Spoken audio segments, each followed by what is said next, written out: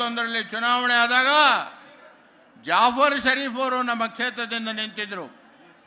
3 ಲಕ್ಷಕ್ಕೂ ಹೆಚ್ಚು ಬಹುಮತಗಳಿಂದ ಅವರನ್ನು ಆರಿಸಿ ಕಳಿಸಿರ್ತಕ್ಕಂಥ ದಾಖಲೆ ಇದೆ. ಈ ಸಾರಿ ಸುರೇಶ್ ಅವರನ್ನ 3 ಲಕ್ಷಕ್ಕೂ ಹೆಚ್ಚು ಬಹುಮತವನ್ನು ಕೊಟ್ಟು ಗೆಲ್ಲಿಸಿಕೊಡ್ಬೇಕು ಅಂತ ಹೇಳಿ ನಾನು ವಿನಂತಿ ಮಾಡ್ತೇನೆ. ನಾನು 2 ಸಾರಿ ಲೋಕಸಭೆಗೆ ನಿಂತು ಸೋತಿರ್ತಕ್ಕಂಥವನು. ಇದೀಗ ತಾನೇ ವೇದಿಕೆಗೆ ಆಗಮಿಸಿದ ಕರ್ನಾಟಕ ರಾಜ್ಯ ಸರ್ಕಾರದ ಉನ್ನತ ಶಿಕ್ಷಣ ಸಚಿವರು ಆತ್ಮೀಯರಾದ ಚಿಂತಾಮಣಿ ಸುಧಾಕರ್ ಅವರನ್ನ ವೇದಿಕೆ ಮೇಲೆ ಹೃತ್ಪೂರ್ವಕವಾಗಿ ಸ್ವಾಗತವನ್ನು ಬಯಸ್ತಾ ಇದ್ದೇನೆ. ನಿಮ್ಮೆಲ್ಲರ ನಿರೀಕ್ಷೆಯಂತೆ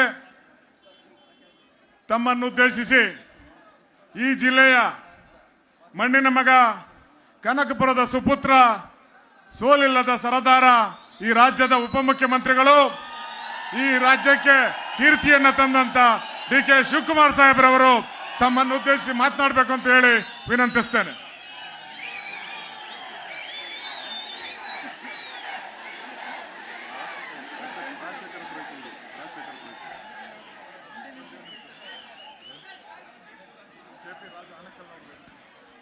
ಕೆಪಿ ರಾಜು ಆನೇಕಲ್ಲು ಮತ್ತು ನಮ್ಮ ಕೊತ್ತೂರು ಮಂಜುನಾಥ್ ಕೋಲಾರ ಮೇಲೆ ಬಂದಿದ್ದಾರೆ. ದಯವಿಟ್ಟು ಅವ್ರು ಸ್ವಲ್ಪ ಜಾಗ ಮಾಡಿಕೊಡಿ.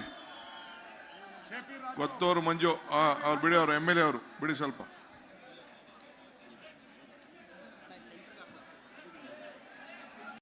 ಆಯ್ಕೆ ಮಾಡಲಿಲ್ಲ. ಇದೇ ಸಂದರ್ಭ ಸಿದ್ದರಾಮಯ್ಯನವರು ಮುಖ್ಯಮಂತ್ರಿ ಆಗಿದ್ರು, ನಾನು ಮಂತ್ರಿ ಆಗಿರಲಿಲ್ಲ. ಇವತ್ತು ಈ ಕ್ಷೇತ್ರದಲ್ಲಿ ಮಾನ್ಯ ಶ್ರೀ ದೇವೇಗೌಡರು ಲೋಕಸಭಾ ಸದಸ್ಯರಾಗಿದ್ದರು, ಕುಮಾರಸ್ವಾಮಿ ಅವರು ಲೋಕಸಭಾ ಸದಸ್ಯರಾಗಿದ್ದರು.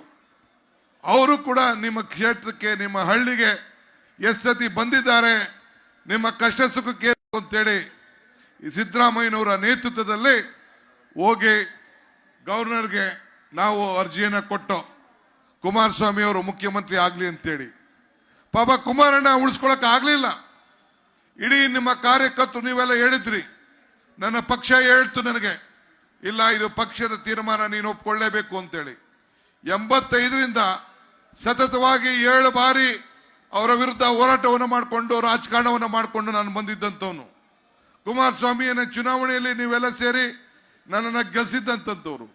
ದೇವೇಗೌಡರ ಮೇಲೆ ಹೋರಾಟ, ತೇಜಸ್ವಿನಿಯವ್ರನ್ನ ಅವತ್ತಿನ ಕಾಲದಲ್ಲಿ ಲೋಕಸಭೆಗೆ ಗೆಲ್ಲಿಸಿದಂಥವ್ರು ತಾವೆಲ್ಲ. ಇಂಥ ಹೋರಾಟವನ್ನು ಮಾಡಿದ್ರು ಕೂಡ ಪಕ್ಷ ಹೇಳ್ತು ಜಾತ್ಯತೀತ ತತ್ವ ಉಳ್ಕೊಳ್ಬೇಕು ಅಂತೇಳಿ ನಾವು ಮುಖ್ಯಮಂತ್ರಿಯನ್ನು ಮಾಡ್ದು. 2 ಬಾರಿ ಈ ಜಿಲ್ಲೆ ಜನ ದೇವೇಗೌಡರಿಗೆ, ಈ ಜಿಲ್ಲೆಯ ಜನ ನೀವು ಮುಖ್ಯಮಂತ್ರಿಯಾಗಿ ಕಳಿಸಿದ್ರಿ.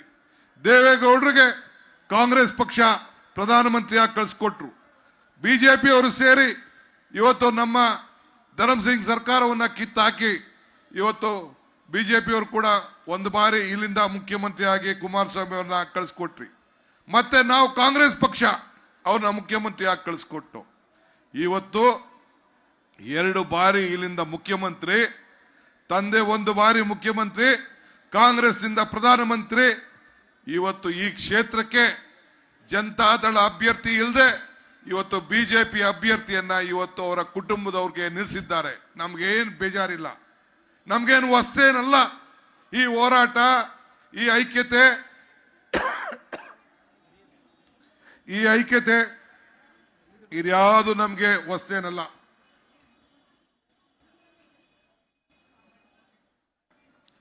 ಅಂದು ಹೋರಾಟ ಮಾಡಿದ್ದೇವೆ, ಇಂದು ಹೋರಾಟ ಮಾಡಿದೆ. ಇದು ಡಿ.ಕೆ. ಸುರೇಶ್ ಅವರ ಎಲೆಕ್ಷನ್ ಅಲ್ಲ. ಇದು ಡಿ.ಕೆ. ಸುರೇಶ್ ಎಲೆಕ್ಷನ್ ಮಾಡ್ತಾ ಇಲ್ಲ. ಇದು ಈ ಕ್ಷೇತ್ರದ ಕಾರ್ಯಕರ್ತರು ಪ್ರತಿಯೊಬ್ರು ಕೂಡ ತಾನೇ ಕ್ಯಾಂಡಿಡೇಟ್ ಅಂತೇಳಿ ಹೋರಾಟವನ್ನ ಮಾಡ್ತಾ ಇರೋಂಥ ಒಂದು ಚುನಾವಣೆ ಇದು. ಇದನ್ನು ತಾವೆಲ್ಲ ಗಮನದಲ್ಲಿಟ್ಕೊಳ್ಬೇಕು. ಸುರೇಶ್ ಅವ್ರಿಗೆ ಆಯ್ಕೆ ಮಾಡೋದ್ರಿಂದ ನಿಮ್ಗೇನು ಲಾಭ? ಇದು ಒಂದು ದೊಡ್ಡ ಪ್ರಶ್ನೆ. ಏನ್ ಲಾಭ ಅನ್ನೋದು ಪ್ರಶ್ನೆ. ಬಹುಶಃ ಪ್ರತಿಯೊಂದು ಗ್ರಾಮ ಪಂಚಾಯತಿಯಲ್ಲಿ ತಾವೆಲ್ಲ ಗಮನಿಸಿದ್ದೀರಿ, ಇಡೀ ರಾಷ್ಟ್ರದಲ್ಲೇ ನಂಬರ್ 1 ತಾಲೂಕಾಗಿ ನಮ್ಮ ತಾಲೂಕು, ಇಡೀ ರಾಷ್ಟ್ರ, ನಾನು ಹೇಳ್ತಾ ಇದ್ದೀನಿ, ಜಿಲ್ಲೆ ಮಾತಾಡ್ತಾ ಇಲ್ಲ, ರಾಜ್ಯ ಮಾತಾಡ್ತಾ ಇಲ್ಲ. ನರೇಗಾದಲ್ಲಿ ಸುಮಾರು 2,000 ಒಂದೊಂದು ಪಂಚಾಯತ್ 2,000 ಕೋಟಿ ಅಷ್ಟು ಹಣವನ್ನು ತಂದು ಇವತ್ತು ನರೇಗಾದಲ್ಲಿ ಕೆಲಸ ಮಾಡಿ ಅಭಿವೃದ್ಧಿಯನ್ನು ನೋಡಿದ್ದು ತಾವೆಲ್ಲ ಗಮನಿಸಿದ್ದೀರಿ. ಇವತ್ತು ಇರಿಗೇಷನ್ನು, ನಾನು ಇರಿಗೇಷನ್ ಮಂತ್ರಿ ಆಗಿದ್ದೀನಿ. ಇವತ್ತು ಇಡೀ ಜಿಲ್ಲೆಯ ಎಲ್ಲ ಕೆರೆಗಳನ್ನು, ಹಿಂದೆ ಕೂಡ 1 ವರ್ಷ ಇದ್ದೆ, 1.25 ವರ್ಷ ಇದ್ದೆ, ಇವತ್ತು ಮತ್ತೆ ನಾನು ಹತ್ತೇಂಬಿಟ್ಟಿದ್ದೀನಿ. ಇಡೀ ಕೆರೆಗಳನ್ನು ತುಂಬಿಸಿ ಅಂತರ್ಜಲವನ್ನು ಹೆಚ್ಚುವಂತ ಕೆಲಸ ಇವತ್ತು ಯಾರು ಮಾಡಿದೆ ಅಂತಂದ್ರೆ ಇದು ನಿಮ್ಮ ಡಿ.ಕೆ. ಸುರೇಶ್ ಮತ್ತು ಡಿ.ಕೆ. ಶಿವಕುಮಾರ್ ಅನ್ನೋದನ್ನ ಹೈ ವೋಲ್ಟೇಜ್ ಡಿಸ್ಟ್ರಿಬ್ಯೂಷನ್ ಸಿಸ್ಟಮ್ ತಂದಿದ್ದೇವೆ ಅಂತಂದ್ರೆ ಇದು ಬೆಂಗಳೂರು ಲೋಕಸಭಾ ಕ್ಷೇತ್ರದಲ್ಲಿ, ಪಕ್ಕದಲ್ಲಿರುವಂತಹ ಮಂಡ್ಯದಲ್ಲಿಲ್ಲ, ಪಕ್ಕದಲ್ಲಿರೋ ತುಮಕೂರಲ್ಲಿಲ್ಲ, ಪಕ್ಕದಲ್ಲಿರೋ ಕೋಲಾರಲ್ಲಿಲ್ಲ, ಇಡೀ ರಾಜ್ಯದಲ್ಲಿಲ್ಲ, ಇಡೀ ದೇಶದಲ್ಲಿಲ್ಲ. ಇದು ನಿಮ್ಮ ಲೋಕಸಭಾ ಕ್ಷೇತ್ರದಲ್ಲಿ ಈ ರೈತರ ಬದುಕಿಗೆ ಹಸ್ತ ಮಾಡಲಿಕ್ಕೆ ಇವತ್ತು ಇಂತಹ ಕಾರ್ಯಕ್ರಮನ ಇವತ್ತು ನಾವು ಮಾಡ್ಕೊಂಡು ಬಂದಿದ್ದೇವೆ. ಸುರೇಶ್ ರವರ ಒಂದು ದೊಡ್ಡ ಆಸೆ, ಬಡವರಿಗೆ ಸೈಟ್ ಕೊಡಬೇಕು, 100 ಎಕರೆ ಸೈಟ್ ಕೊಡಬೇಕು. ಇಲ್ಲಿ ಕುಮಾರಸ್ವಾಮಿ ಅವರಿಗೆ ರಿಕ್ವೆಸ್ಟ್ ಮಾಡಿಕೊಂಡು ಒಂದು ಮೀಟಿಂಗು ಬರಲಿಲ್ಲ, ಆಶ್ರಯ ಮೀಟಿಂಗ್ ಬರಲಿಲ್ಲ, 60 ಎಕರೆ ತೀರ್ಮಾನ ಮಾಡ್ದೋ, ಮಾಡಕ್ಕಾಗ್ಲಿಲ್ಲ. ಆದರೆ ಇಲ್ಲಿಗೆ ಬಂದು ಈ ರಾಮನಗರದ ಮಹಾಜನತೆಗೆ ಭಿಕ್ಷಾ ಬೇಡಿದೆ ನಾನು. ಈ ಡಿ.ಕೆ. ಶಿವಕುಮಾರ್ ಮೇಲೆ ವಿಶ್ವಾಸ ಇಡಿ. ಈ ಡಿ.ಕೆ. ಶಿವಕುಮಾರ್ ಈ ರಾಜ್ಯದಲ್ಲಿ ಒಂದು ಜವಾಬ್ದಾರಿ ಸ್ಥಾನ ಬರಬೇಕಾದ್ರೆ ಇಕ್ಬಾಲ್ ಅಲ್ಲ ಕ್ಯಾಂಡಿಡೇಟ್, ಈ ಡಿ.ಕೆ. ಶಿವಕುಮಾರ್ ಕ್ಯಾಂಡಿಡೇಟ್ ಅಂತೇಳಿ ನಾನು ಮನವಿ ಮಾಡಿದೆ. ತಾವಿವತ್ತು ಇಕ್ಬಾಲ್ ಅಹಮದ್ ರವ್ರಿಗೆ ಆಯ್ಕೆ ಮಾಡಿ ಕಳಿಸಿದ್ದೀರಿ. 100 ಎಕರೆನ ಈಗಾಗಲೇ ಡಿ.ಕೆ. ಸುರೇಶ್ ಅವರು, ಇಕ್ಬಾಲ್ ಅವರು ಮತ್ತು ನಮ್ಮ ಸ್ಥಳೀಯ ಎಲ್ಲ ಮುಖಂಡಗಳು ತೀರ್ಮಾನವನ್ನು ಮಾಡಿದ್ದಾರೆ. ಸುಮಾರು 100 ಎಕರೆಯಲ್ಲಿ ಈ ರಾಮನಗರದಲ್ಲಿ, ಕನಕಪುರದಲ್ಲಿ ಯಾವ ರೀತಿ ನಾನು ಸೈಟ್ ಹಂಚಿದ್ದೀನೋ, ಮಾಗಡಿಲಿ ಯಾವ ರೀತಿ ಸೈಟ್ ಹಂಚಬೇಕು ಅಂತ ಯೋಚನೆ ಮಾಡಿದ್ದೇವೋ, ಇವತ್ತು ಕುಣಗಲಲ್ಲಿ ಮಾಡಬೇಕು, ಅದೇ ರೀತಿ ರಾಮನಗರದಲ್ಲೂ ಕೂಡ 100 ಎಕರೆಯಲ್ಲಿ ಬಡವರಿಗೆ ಉಚಿತವಾಗಿ ಸೈಟ್ ಅನ್ನ ಹಂಚುವಂತ ಕಾರ್ಯಕ್ರಮವನ್ನ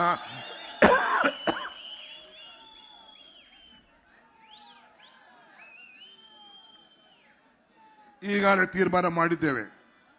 ಹಿಂಗೆ ಅನೇಕ ಯೋಜನೆಗಳು ಈ ರಸ್ತೆಯಲ್ಲಿ ಬೇಕೆದಾಟಿಗೆ. ಈಗ ತಾನೇ ನಾನು ಚಾಮುಂಡೇಶ್ವರಿ ದೇವಸ್ಥಾನಕ್ಕೆ ಹೋಗಿ ಬಂದೆ ರಾಮನಗರದಲ್ಲಿ.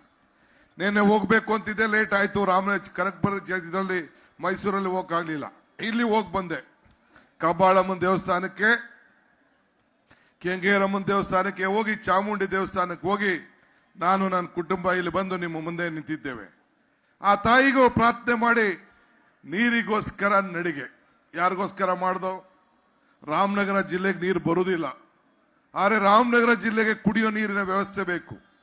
ಬೆಂಗಳೂರಿನ 25 ಕ್ಷೇತ್ರಕ್ಕೆ ಕುಡಿಯೋ ನೀರು ಬೇಕು, ಕಾವೇರಿ ಜನಾಲಯ ಪ್ರದೇಶಕ್ಕೆ ಬೇಕು.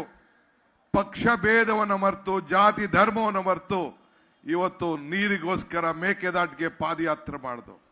ಆವತ್ತು ಜನತಾದಳದವ್ರದ್ದು ಬೆಂಬಲ ಕೊಡಕ್ಕೆ ಆಗಲಿಲ್ಲ. ಇವತ್ತು ಮಾನ್ಯ ಶ್ರೀ ದೇವೇಗೌಡರು ಹೇಳ್ತಾರೆ, ಪಕ್ಷಾತೀತವಾಗಿ ತನ್ನ ಕುಟುಂಬದವರು 2 ಸದಸ್ಯರು 3 ಜನ ಕಾವೇರಿ ಜನಾಲಯ ಪ್ರದೇಶದಲ್ಲಿ ಇವತ್ತು ಚುನಾವಣೆಗೆ ಸ್ಪರ್ಧೆ ಮಾಡಿದ್ದಾರೆ. ಎಲ್ಲಿ ರೈತರು ಕೈ ಕೊಟ್ಬಿಡ್ತಾರೋ ಅಂತೇಳಿ ಪಕ್ಷಾತೀತವಾಗಿ ನೀವೆಲ್ಲ ಸೇರಿ ಒಗ್ಗಟ್ಟಿನಿಂದ ಮೇಕೆದಾಟು ಹೋರಾಟ ಮಾಡಬೇಕು ಅಂತ ಹೇಳ್ತಾ ಇದ್ದಾರೆ. ಗೌಡ್ರೆ, ಈ ಜನ ದಡ್ರು ಯಾರು ಇಲ್ಲ. ನಿಮ್ಮನ್ನ ನೋಡಿದ್ದಾರೆ, ಕುಮಾರಣ್ಣನ ನೋಡಿದ್ದಾರೆ. ಇವತ್ತು ನಮ್ಮ ಸರ್ಕಾರ ಜನರ ಮುಂದೆ ಇದೆ. ಇವತ್ತು ನಾನು ಈ ನೀರಾವರಿ ಇಲಾಖೆಯ ಜವಾಬ್ದಾರಿಯನ್ನು ತೆಗೆದುಕೊಂಡಿರೋದು, ಬೆಂಗಳೂರಿನ ಜವಾಬ್ದಾರಿಯನ್ನು ತೆಗೆದುಕೊಂಡಿರೋದು. ಇತಿಹಾಸವನ್ನ ಸೃಷ್ಟಿ ಮಾಡಲಿಕ್ಕೆ, ಇತಿಹಾಸ ಮರ್ತವನು ಇತಿಹಾಸ ಸೃಷ್ಟಿ ಮಾಡಲಿಕ್ಕೆ ಸಾಧ್ಯ ಇಲ್ಲ. ಈ ಮೇಕೆದಾಟನ್ನ ಯೋಜನೆ ನ್ಯಾಯಾಲಯದಲ್ಲಿ ನಮಗೆ ನ್ಯಾಯ ಸಿಗ್ತದೆ. ಈ ನೀರಿಗೋಸ್ಕರ ಹೋರಾಟ ಮಾಡ್ತಾ ಇದ್ದೇವೆ. ನಮ್ಮ ನೀರು ನಮ್ಮ ಹಕ್ಕು. ಈ ಹೋರಾಟ ಹೆಜ್ಜೆಯನ್ನ ನಮ್ಮ ಜನ ನೀವೆಲ್ಲ ಸೇರಿ ಹೆಜ್ಜೆ ಹಾಕಿ ಈ ದೇಶಕ್ಕೆ ಒಂದು ದೊಡ್ಡ ತ್ಯಾಗವನ್ನ ಮಾಡಿದ್ದೀರಿ. ಇದನ್ನ ನಾವು ಮರೀಲಿಕ್ಕೆ ಸಾಧ್ಯ ಇಲ್ಲ. ಇವತ್ತು ಈ ಯೋಜನೆ ಈಗಾಗಲೇ ನನ್ನ ಕಚೇರಿ ತಯಾರಾಗಿದೆ. ಮೇಕೆದಾಟು ಯೋಜನೆ ಕಚೇರಿ, ಅರಣ್ಯ ಭೂಮಿಗೆ ಈಗಾಗಲೇ ಅರಣ್ಯ ಭೂಮಿಯನ್ನು ಹಸ್ತಾಂತರ ಮಾಡಲಿಕ್ಕೆ ನಾವೆಲ್ಲ ಕಾರ್ಯಕ್ರಮವನ್ನು ರೂಪಿಸಿದ್ದೇವೆ. ಇದು ಕಾವೇರಿ ಜನಾಲಯ ಪ್ರದೇಶದ ಎಲ್ಲ ಜನರಿಗೂ ಕೂಡ ಅನುಕೂಲ ಮಾಡುವಂತಹ ಒಂದು ಯೋಜನೆಯನ್ನ ನಾವು ಮಾಡೇ ಮಾಡ್ತೀವಿ. ಇದಕ್ಕೆ ಚಿಂತನೆ ಮಾಡೋದು ಬೇಡ. ಯಾರು ಬೆಂಬಲ ಕೊಡ್ತಾರೋ ಬೆಂಬಲ ಕೊಡುದಿಲ್ಲೋ, ಈ ಬಡವರ ನೀರಿಗೋಸ್ಕರ ಇವತ್ತು ಏನು ಹಾಕಾರ ನಡೀತಾ ಇದೆ, ನಾವು ತಮಿಳುನಾಡವ್ರಿಗೆ ಮೋಸ ಮಾಡಲಿಕ್ಕೆ ನಾವು ತಯಾರಿಲ್ಲ. ಆ ತಮಿಳುನಾಡವ್ರಿಗೆ 177.45 TMC ಏನು ಕೊಡಬೇಕು ಆ ನೀರನ್ನ ಕೋರ್ಟ್ ಆದೇಶವನ್ನು ನಾವು ಪಾಲನೆ ಮಾಡ್ತೇವೆ. ಅವ್ರಿಗೇನು ಹೆಚ್ಚಿಗೆ ನೀರು ಕೊಡೋಂಥ ಅವಶ್ಯಕತೆ ಇಲ್ಲ. ಹಿಂದೆ 450 TMC ನೀರು ಎಕ್ಸ್ಟ್ರಾ ನೀರು ಸಮುದ್ರಕ್ಕೆ ಹೋಗಿ ಸೇರ್ತು. ಅದನ್ನ ತಡೆ ಮಾಡಿ ಇವತ್ತು ನಮ್ಮೆಲ್ಲರ ಬದುಕಿಗೆ ಹಸನ ಮಾಡಬೇಕು, ಕೆರೆಗಳ ಅಂತರ್ಜಲವನ್ನು ಹೆಚ್ಚಿಸಬೇಕು, ಪ್ರತಿ ಕುಟುಂಬಕ್ಕೂ ಕಾವೇರಿ ನೀರನ್ನು ಕೊಡಬೇಕು ಅಂತೇಳಿ ಇವತ್ತು ತೀರ್ಮಾನವನ್ನು ಮಾಡಿದ್ದೇವೆ. ಈ ಬಾರಿ ಇರಿಗೇಷನ್ ಮಿನಿಸ್ಟರ್ ಆದಮೇಲೆ ಮುಖ್ಯಮಂತ್ರಿಯ ಸಮ್ಮುಖದಲ್ಲಿ ಇವತ್ತು ರಾಮನಗರ ಜಿಲ್ಲೆಗೆ ಅನೇಕ ಯೋಜನೆಗಳನ್ನು ಇವತ್ತು ಮುಂದೆ ಇಟ್ಟು ಈಗಾಗಲೇ ಸುಮಾರು ರಾಮನಗರ, ಮಾಗಡಿ, ಕುಣಗಲ್, ಕನಕಪುರಕ್ಕೆ 1,000 ಕೋಟಿ ರೂಪಾಯಿಯನ್ನ ಈ ಒಂದು ನೀರಾವರಿಯ ವ್ಯವಸ್ಥೆಗೆ ಅಂತರ್ಜಲವನ್ನು ಹೆಚ್ಚಲಿಕ್ಕೆ ಈಗಾಗಲೇ ನಾವು ಕಾರ್ಯಕ್ರಮವನ್ನು ಮಾಡಿದ್ದೇವೆ. ರಾಮನಗರ ಟೌನ್ ನಲ್ಲಿ ಈ ಅರ್ಕಾವತಿಯ ಏನು ನಮ್ಮ ಇದಿದೆ, ನದಿ ಇದೆ, ಅದಕ್ಕೆ ಬ್ಯೂಟಿಫಿಕೇಶನ್ ಮತ್ತು ತಡೆಗೋಡೆ ಇವನ್ನೆಲ್ಲ ಕೂಡ ನಿರ್ಮಾಣವನ್ನು ಮಾಡಲಿಕ್ಕೆ ಒಂದು ಕಾರ್ಯಕ್ರಮವನ್ನು ರೂಪಿಸಿದ್ದೇವೆ. ಇಂಥ 10 ಹಲವಾರು ಯೋಜನೆಗಳನ್ನ ನಿಮ್ಮ ಮುಂದೆ ಇಟ್ಟಿದ್ದೇವೆ. ಇವತ್ತು ಮೆಟ್ರೋ ಬರಬೇಕು, ಬಿಡದಿಗೆ ಟ್ರಾಫಿಕ್, ಬೆಂಗಳೂರಿಗೆ ಟ್ರಾಫಿಕ್ ನಿಯಂತ್ರಣ ಮಾಡಬೇಕು. ಇವತ್ತು ರಸ್ತೆಗಳು ಎಲ್ಲ ವಿಚಾರದಕ್ಕೂ ಕೂಡ ಅನೇಕ ಕಾರ್ಯಕ್ರಮಗಳನ್ನ ಆನೇಕಲ್ ಇರ್ಬೋದು, ಕುಣಗಲ್ಲಿರ್ಬೋದು, ಬಿಡದಿ ಇರ್ಬೋದು, ಕನಕಪುರ ಇರ್ಬೋದು, ಬೆಂಗಳೂರು ಗ್ರಾಮಾಂತರ ಕ್ಷೇತ್ರ, ನಮ್ಮ ದಕ್ಷಿಣ ಕ್ಷೇತ್ರ, ರಾಜರ ಕ್ಷೇತ್ರ, ಇವೆಲ್ಲಕ್ಕೂ ಕೂಡ ಕೆಲವು ಕಡೆ ಶಾಸಕರಿಲ್ಲ, 3 ಕಡೆ, ಆ 3 ಶಾಸಕರ ಸ್ಥಾನಕ್ಕೂ ಕೂಡ ಯಾವ ನಾಮಿನೇಷನ್ ಪತ್ರ ಕೊಡ್ಲಿಕ್ಕೆ ಹೋಗಿದ್ದಾರೆ. ನಾವು ಹೋಗ್ಲಿಲ್ಲ, ಎಲ್ಲ ಅವ್ರಿಗೆ ಲೋಕಲ್ ಅವ್ರಿಗೆ ಬಿಟ್ಬಿಟ್ಟು ಅವ್ರಿಗೆ ಮಾಡಿ ಅಂತ ನಾನು ಹೇಳಿದೆ. ಒಂದು ದೊಡ್ಡ ಸ್ವಾಮಿಯನ್ನ ಹಾಕ್ಸಯ್ಯ ಅಂತ, ನನ್ನ ಮಾತು ಕೇಳಲಿಲ್ಲ. ಇರ್ಲಿ, ಪರವಾಗಿಲ್ಲ. ಆಮೇಲೆ ನಮ್ಮ ಪಕ್ಷ ಭಾರತೀಯ ರಾಷ್ಟ್ರೀಯ ಕಾಂಗ್ರೆಸ್ ಪಕ್ಷ, ಮಲ್ಲಿಕಾರ್ಜುನ್ ಖರ್ಗೆ ಅವರ ನೇತೃತ್ವದ ಪಕ್ಷ ಇವತ್ತು 5 ಗ್ಯಾರಂಟಿಗಳನ್ನ ಸೋನಿಯಾ ಗಾಂಧಿ, ರಾಹುಲ್ ಗಾಂಧಿ ಅವರು ಘೋಷಣೆ ಮಾಡಿದ್ದಾರೆ. ಏನು ಗ್ಯಾರಂಟಿ? ಯುವ ನ್ಯಾಯ, ಹೆಣ್ಣು ಮಕ್ಕಳಿಗೆ ಒಂದು ಕಾರ್ಯಕ್ರಮ, ನಾರಿ ನ್ಯಾಯ. ಏನ್ ನಾರಿ ನ್ಯಾಯ ಗೊತ್ತಾ? ಈಗ ನಾವು 24,000 ಕೊಡ್ತಾ ಇದ್ದೀವಿ, ದಿನಕ್ಕೆ, ತಿಂಗಳಿಗೆ 2,000. ಕಾಂಗ್ರೆಸ್ ಸರ್ಕಾರ ಈ ದೇಶದಲ್ಲಿ ಅಧಿಕಾರಕ್ಕೆ ಬರ್ತದೆ, ಇಂಡಿಯಾ ಬರ್ತದೆ, ಒಂದು ಹೆಣ್ಣು ಮಗಳಿಗೆ ವರ್ಷಕ್ಕೆ ಕೇಂದ್ರ ಸರ್ಕಾರ, ಕಾಂಗ್ರೆಸ್ ಸರ್ಕಾರ 1 ಲಕ್ಷ ರೂಪಾಯಿ ಕೊಡಬೇಕು ಅಂತ ತೀರ್ಮಾನವನ್ನ ಮಾಡಿದೆ. 1 ಲಕ್ಷ. ರೈತರಿಗೆ ಕಿಸಾನ್ ನ್ಯಾಯ ಅಂತೇಳಿ, ಲೀಗಲ್ ಗ್ಯಾರಂಟಿ, ಇದನ್ನ ವೇವ್ ಲೋನರ್ಗೆ ಕಮಿಷನ್ನು, ಎಲ್ಲ GST ಫ್ರೀ, ಎಲ್ಲ ಅಗ್ರಿಕಲ್ಚರ್ ಎಕ್ವಿಪ್ಮೆಂಟ್ಗೆ ಎಲ್ಲ GST ಫ್ರೀ, ಲೀಗಲ್ ಇವತ್ತು MSP ಒಳ್ಳೆ ದರ, ಬೆಂಬಲ ಬೆಲೆ ಕೊಡಬೇಕು ಅಂತೇಳಿ. ಇದಲ್ಲದೆ ಇವತ್ತು ಶ್ರಮಿಕ ನ್ಯಾಯ, ನರೇಗಾ ಯಾವ ರೀತಿ ಗ್ರಾಮೀಣ ಪ್ರದೇಶದಲ್ಲಿದೆ, ನಮ್ಮ ಸಿಟಿಗಳಲ್ಲೂ ಕೂಡ ಅಂತ ಕಾರ್ಯಕ್ರಮವನ್ನು ಇವತ್ತು ಮಾಡ್ಕೊಂಡು ಬರ್ತಾ ಇದೆ. ಇವತ್ತು ನಾನು ಹೇಳೋದಿಷ್ಟೇ, ಒಂದನ್ನ ನಾನು ಕುಮಾರಸ್ವಾಮಿ ಅವರಿಗೆ ನೆನಪು ಮಾಡಲಿಕ್ಕೆ ಇಷ್ಟಪಡ್ತಾ ಇದ್ದೀನಿ. ನನಗೆ ಕುಮಾರಸ್ವಾಮಿ ಅವರ ವಿಚಾರ ಕೊಂಡೋಗಿ ಕನಕಪುರದಲ್ಲಿ ರವಿ ಅವರು ಸುಟ್ಟದ್ದು ಈ ದೇಶದಲ್ಲಿ ಒಂದು ಇತಿಹಾಸ ಅನ್ನೋದನ್ನ ಈ ಸಂದರ್ಭದಲ್ಲಿ ಹೇಳಲಿಕ್ಕೆ ನಾನು ಬಯಸ್ತಾ ಇದ್ದೇನೆ. ಯಾರಿಗಿದೆ ಹೃದಯವಂತಿಕೆ? ಯಾರಿಗಿದೆ ಮಾನವೀಯತೆ?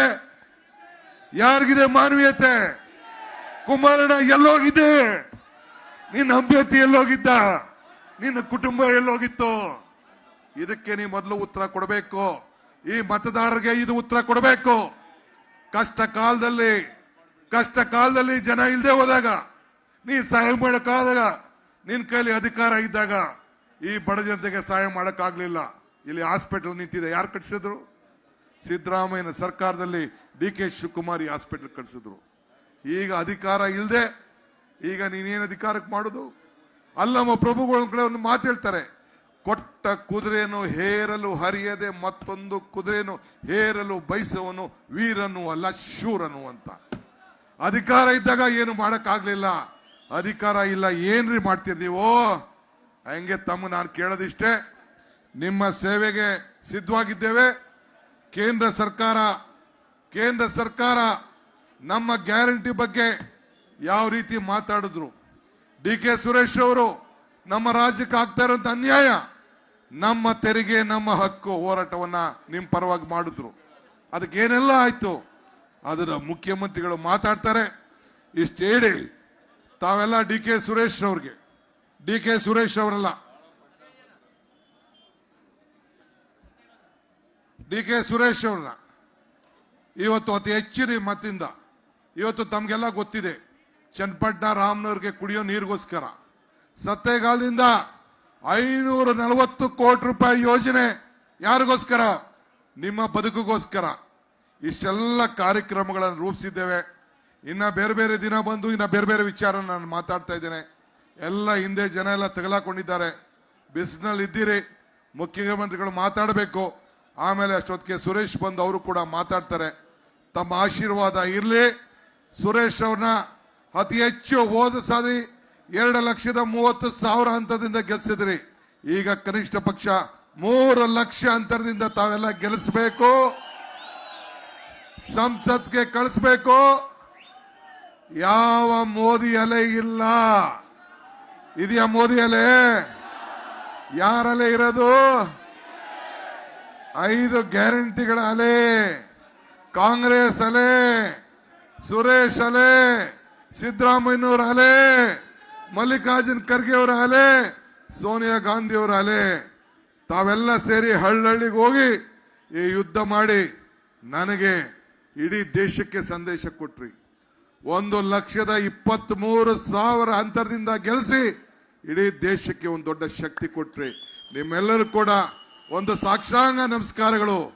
ಈ ಜಿಲ್ಲೆಯಲ್ಲಿ 3 ಜನ ಅಭ್ಯರ್ಥಿಗಳನ್ನ ಗೆಲ್ಸಿದ್ರಿ. ಮೊದಲನೇ ಬಾರಿಗೆ ನಮ್ಮ ಕುಣಗಲ್ ಶಾಸಕರನ್ನ 25,000 ಅಂತರದಿಂದ ಗೆಲ್ಸಿದ್ರಿ. ನಮ್ಮ ನಮ್ಮ ನಮ್ಮ ಶಿವಣ್ಣನ ಅವರು ಕೂಡ 30,000 ಅಂತರದಿಂದ ಗೆಲ್ಸಿದ್ರಿ. ಈಗ ಸಾವಿರಾರು ಜನ ಕಾರ್ಯಕರ್ತರು ಸೌತ್ನಲ್ಲಿ ಮತ್ತು ರಾಜರಾಜೇಶ್ವರನಗರದಲ್ಲಿ ಮತ್ತು ಚನ್ನಪಟ್ಟಣದಲ್ಲಿ ಎಲ್ಲ ಬಿಜೆಪಿ ತೊರೆದು ಕಾಂಗ್ರೆಸ್ ಪಕ್ಷಕ್ಕೆ ಸೇರ್ತಾ ಇದ್ದಾರೆ. ಇನ್ನ ಸೇರಿಸ್ಕೊಳ್ಳಿ, ಅವ್ರಿಗೆಲ್ಲ ಸ್ವಾಗತ. ಜಯ ಖಚಿತ. ಸುರೇಶ್ ಪಾರ್ಲಿಮೆಂಟ್ಗೆ ಹೋಗೋದು ನಿಶ್ಚಿತ. ಇಷ್ಟು ಹೇಳಿ ನಾನು ಮಾತು ಮುಗಿಸ್ತೇನೆ. ಸನ್ಮಾನ್ಯ ಶ್ರೀ ಸಿದ್ದರಾಮಯ್ಯ ಸಾಹೇಬರು ತಮ್ಮನ್ನು ಉದ್ದೇಶಿಸಿ ಮಾತನಾಡಬೇಕು ಅಂತ ವಿನಂತಿಸ್ತೇನೆ.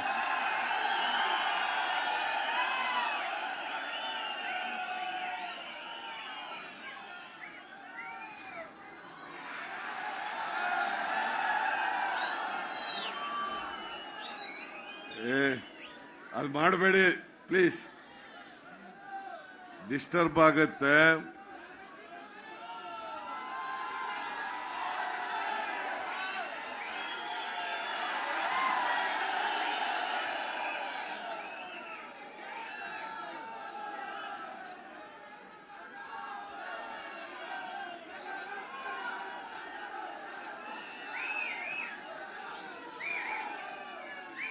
ಸರ್ಕಾರದ ಉಪಮುಖ್ಯಮಂತ್ರಿಗಳಾದಂಥ ಪ್ರದೇಶ್ ಕಾಂಗ್ರೆಸ್ ಸಮಿತಿಯ ಅಧ್ಯಕ್ಷರು ಆದಂಥ ಶ್ರೀ ಡಿ ಕೆ ಶಿವಕುಮಾರ್ ಅವರ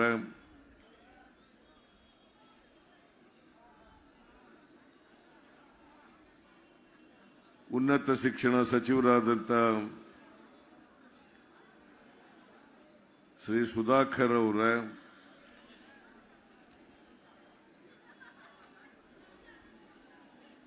ರಾಮನಗರ ವಿಧಾನಸಭಾ ಕ್ಷೇತ್ರದ ಶಾಸಕರಾದಂಥ ಇಕ್ಬಾಲ್ ಅವರ ಅಖಿಲ ಭಾರತ ಯುವ ಕಾಂಗ್ರೆಸ್ಸಿನ ಅಧ್ಯಕ್ಷರಾದಂಥ ಶ್ರೀ ಶ್ರೀನಿವಾಸ್ ಅವರ ಸಚಿವರಾದಂಥ ಮಂಕಾಳ್ ವೈದ್ಯ ಅವರು ಉತ್ತರ ಕನ್ನಡ ಜಿಲ್ಲೆಯವರು. ಪರಿಚಯ ಇದೆಯಾ ನಿಮಗೆಲ್ಲ? ಮೀನುಗಾರಿಕೆ ಮತ್ತು ಬಂದರು ಸಚಿವರು. ಮಾಜಿ ಶಾಸಕರಾದಂಥ ಶ್ರೀ ಲಿಂಗಪ್ಪನವರ,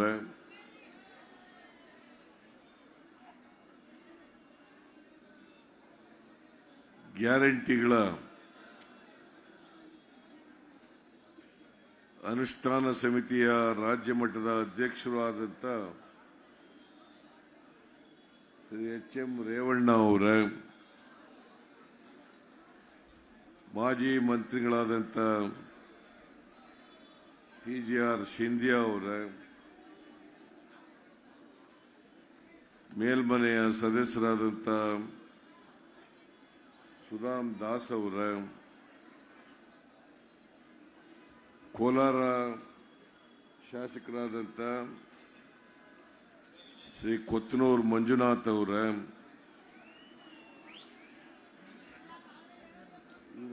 ರಂಗನಾಥ್, ಕುಣಿಗಲ್ ಶಾಸಕರಾದಂಥ ಶ್ರೀ ರಂಗನಾಥ್ ಅವರ,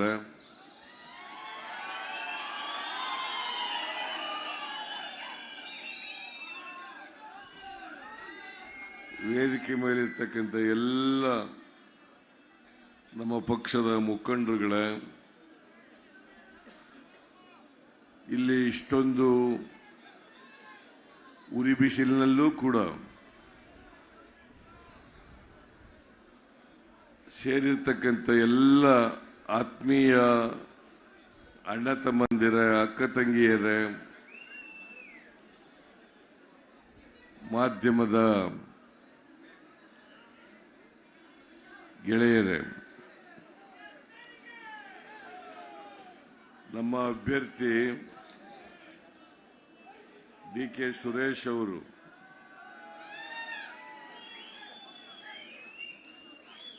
ನಾಮಪತ್ರವನ್ನು ಸಲ್ಲಿಸ್ತಾ ಇದ್ದಾರೆ. 4ನೇ ಬಾರಿಗೆ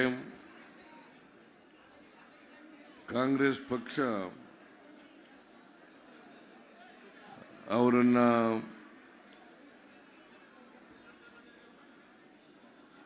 ಬೆಂಗಳೂರು ಗ್ರಾಮಾಂತರ ಲೋಕಸಭಾ ಕ್ಷೇತ್ರದಿಂದ ಅಭ್ಯರ್ಥಿಯನ್ನಾಗಿ ಮಾಡಿದ್ದಾರೆ.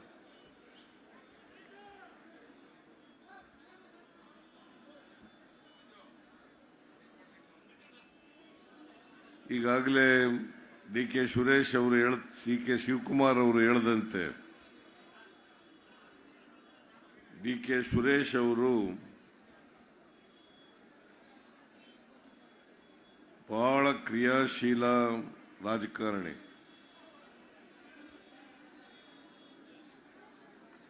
ಅವರು ಈ ಲೋಕಸಭಾ ಕ್ಷೇತ್ರದಲ್ಲಿ ಮನೆ ಮನೆಗೆ ಗೊತ್ತಿರ್ತಕ್ಕಂಥ ವ್ಯಕ್ತಿ.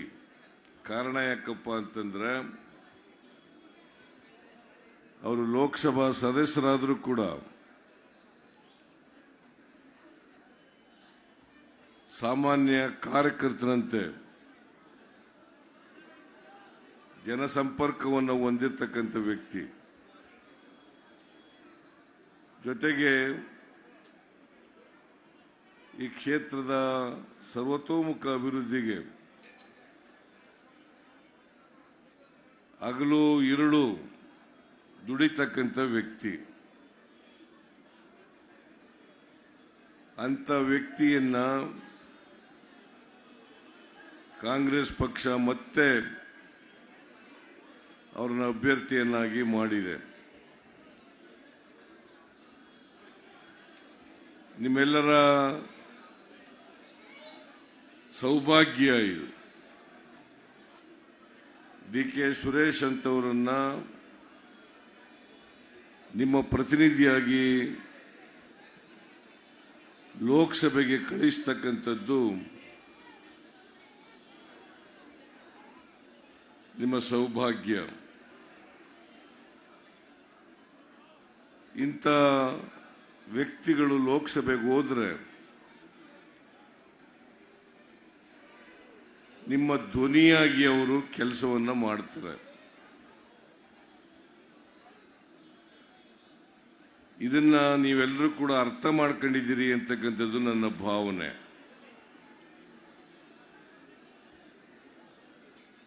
ನನಗೆ ಇರ್ತಕ್ಕಂಥ ಮಾಹಿತಿ ಪ್ರಕಾರ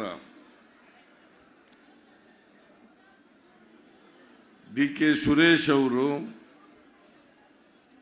100 ಮತ್ತೊಮ್ಮೆ ಗೆದ್ದೇ ಗೆಲ್ತಾರೆ ಅಂತಕ್ಕಂಥ ಮಾಹಿತಿ.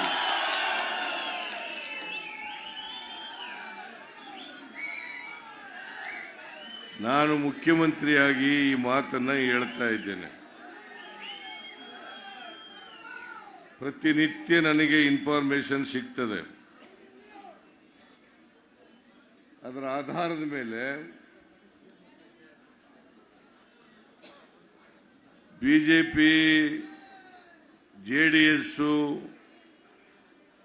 ಒಗ್ಗಟ್ಟಾಗಿ ಕೆಲಸ ಮಾಡಿದ್ರೂ ಕೂಡ ಈ ಕ್ಷೇತ್ರದ ಜನರು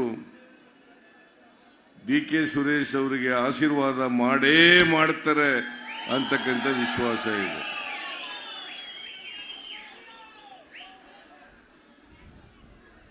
ನಾವು ಅಧಿಕಾರಕ್ಕೆ ಬಂದು 10 ತಿಂಗಳುಗಳಾಯಿತು.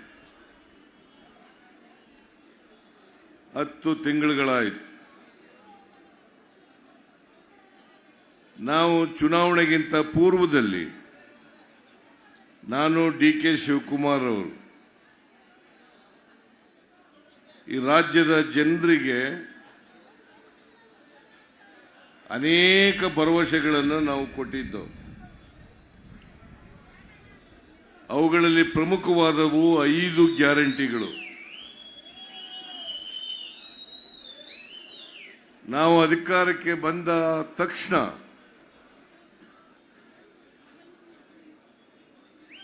ಆ 5 ಗ್ಯಾರಂಟಿಗಳನ್ನು ಜಾರಿಗೆ ಕೊಡ್ತೇವೆ. ಅವಕ್ಕೆಷ್ಟೇ ದುಡ್ಡು ಖರ್ಚಾದರೂ ಕೂಡ ಜಾರಿಗೆ ಕೊಡ್ತೇವೆ. ಬಿಜೆಪಿಯವರು ಅಪಹಾಸ್ಯವನ್ನು ಮಾಡಿದ್ರು.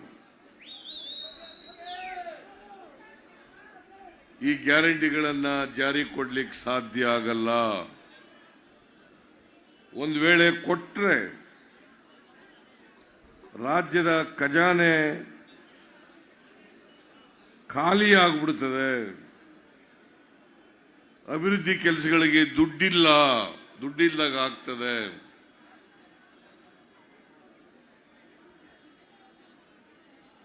ಕರ್ನಾಟಕ ರಾಜ್ಯ ಆರ್ಥಿಕವಾಗಿ ದಿವಾಳಿ ಆಗ್ತದೆ.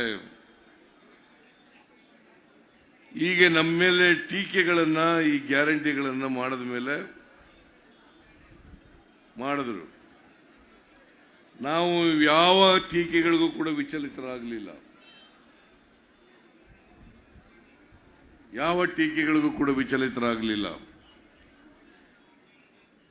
ನಾನು ಡಿ ಕೆ ಶಿವಕುಮಾರ್ ಇನ್ನೂ 7-8 ಜನ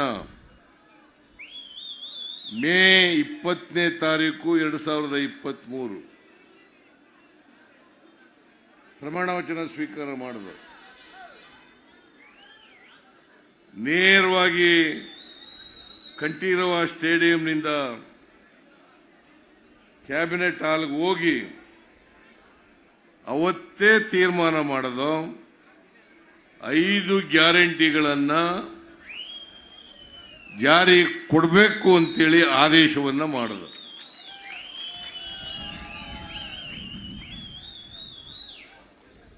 ನಾವು ನುಡಿದಂತೆ ನಡೆದಿದ್ದೇವೆ. ಕೊಟ್ಟ ಮಾತಿನಂತೆ ನಡ್ಕೊಂಡಿದ್ದೇವೆ.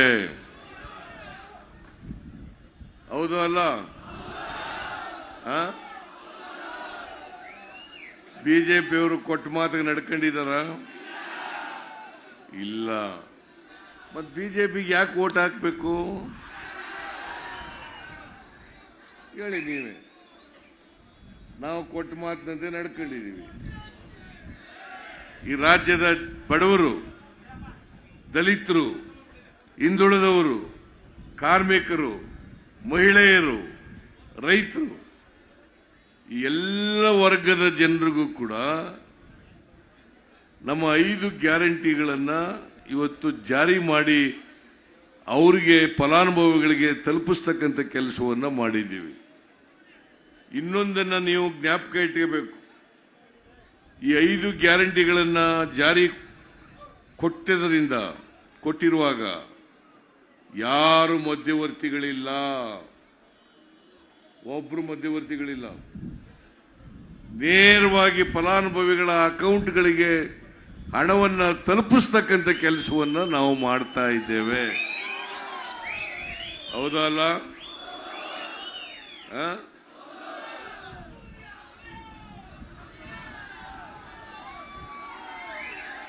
ಹಿಂದೆ ಯಾವಾಗಲೂ ಕೂಡ ಮಧ್ಯವರ್ತಿಗಳು, ಅಧಿಕಾರಿಗಳು ಕಾರ್ಯಕ್ರಮಗಳ ಫಲವನ್ನ ಅವರು ಫಲಾನುಭವಿಗಳಿಗೆ ತಲುಪಿಸೋದ್ರ ಬದಲು ಲಂಚ ಹೊಡಿತಾ ಇದ್ರು. ಈಗ ಯಾರು ಕೂಡ ಲಂಚ ಕೇಳಾಗಿಲ್ಲ. ನಿಮ್ಮನ್ನ ಯಾರು ಕೂಡ ಲಂಚ ಕೇಳಾಗಿಲ್ಲ. ಈಗ ಶಕ್ತಿ ಯೋಜನೆ ಕಾರ್ಯಕ್ರಮ ಪ್ರತಿನಿತ್ಯ 50 ರಿಂದ 60 ಲಕ್ಷ ಮಹಿಳೆಯರು ಸರ್ಕಾರಿ ಬಸ್ಸುಗಳಲ್ಲಿ ಫ್ರೀಯಾಗಿ ಪ್ರಯಾಣ ಮಾಡ್ತಾರೆ. ನೀವು ಪ್ರಯಾಣ ಮಾಡ್ತಾ ಇದ್ದೀರಾ ಇಲ್ಲ? ಮಾಡ್ತಾ ಇದ್ದೀರಾ ಇಲ್ವ? ನಮ್ಮ ಬಿಜೆಪಿಯವರು ಮಾಡಿದ್ರಾ? ಬಿಜೆಪಿಯವರು ಮಾಡಿದ್ರಾ? ಮಾಡಿರಲಿಲ್ಲ. 50-60 ಲಕ್ಷ ಮಹಿಳೆಯರು ಉಚಿತವಾಗಿ ಪ್ರಯಾಣ ಸರ್ಕಾರಿ ಬಸ್ಗಳಲ್ಲಿ. ಯಾವುದೇ ಜಾತಿ, ಯಾವುದೇ ಧರ್ಮ, ಯಾವುದೇ ಪಕ್ಷ ಎಲ್ಲಿಗೆ ಸೇರಿದ್ರು ಕೂಡ,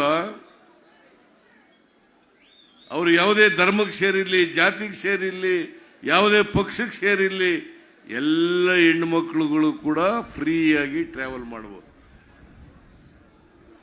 ಅವ್ರಿಗೇನಾದರೂ ಬಿಜೆಪಿಯವರಿಗೆ, JDSನವ್ರಿಗೆ ಮಾನ ಮರ್ಯಾದೆ ಇದ್ದಿದ್ರೆ ಕ್ಯಾಂಡಿಡೇಟೇ ಹಾಕಬಾರ್ದಾಗಿತ್ತು ಇಲ್ಲಿ.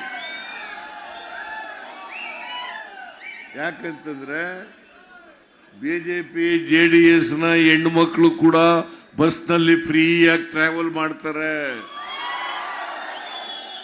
ಹೌದಲ್ಲ?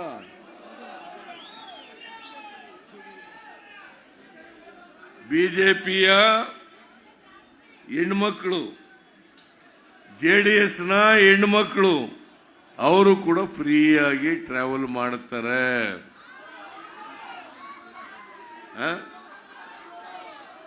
ನೋಡಿ, ನಮ್ಮ ಕಾರ್ಯಕ್ರಮದ ಲಾಭ ಅವ್ರಿಗೂ ಕೊಡ್ತಾ ಇದ್ದೀವಿ, ಬಡವರು ಅಂತೇಳಿ.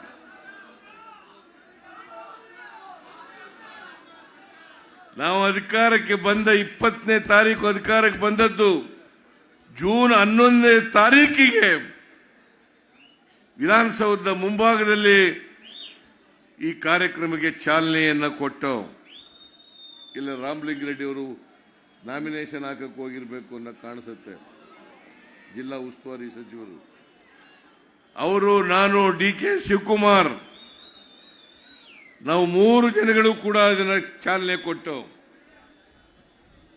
ಇವತ್ತು ಬಹಳ ಖುಷಿಯಾಗಿ ಸಂತೋಷದಿಂದ ಎಲ್ಲ ಹೆಣ್ಣುಮಕ್ಕಳು ಕೂಡ ಫ್ರೀಯಾಗಿ ಅವರವರ ಸ್ಥಳಗಳಿಗೆ, ನೆಂಟರ ಮನೆಗಳಿಗೆ, ಪ್ರೇಕ್ಷಣೀಯ ಸ್ಥಳಗಳಿಗೆ, ಯಾತ್ರಾ ಸ್ಥಳಗಳಿಗೆ, ದೇವಸ್ಥಾನಗಳಿಗೆ ಎಲ್ಲ ಹೆಣ್ಮಕ್ಳು ಹೋಗ್ತಾ ಇದ್ದಾರಲ್ಲ.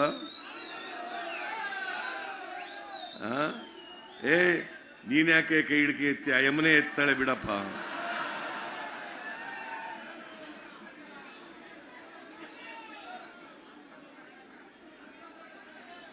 ಇದು ಜೂನ್ 11ನೇ ತಾರೀಕು ಜಾರಿ ಕೊಟ್ಟು ಜುಲೈ ತಿಂಗಳಲ್ಲಿ ಉಚಿತವಾಗಿ ಕರೆಂಟ್ ಕೊಡ್ತಕ್ಕಂಥದ್ದು 2,000 ಯೂನಿಟ್ ವರೆಗೆ, 200 ಯೂನಿಟ್ ವರೆಗೆ ಯಾರು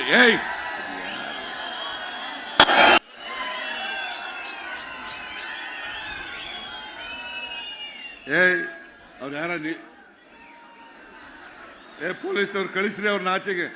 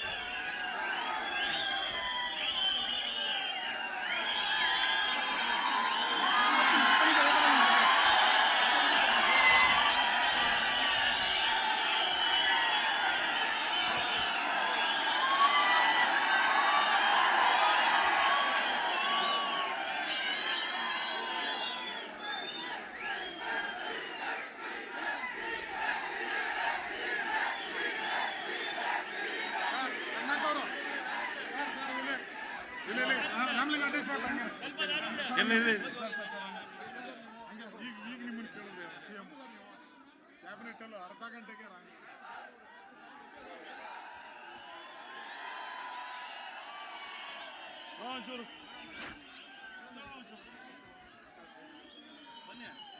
ಡ್ಯಾಸ್ ಈ ಕಡೆ ಕೆಳದು ಬಿಡಿ ಅಣ್ಣ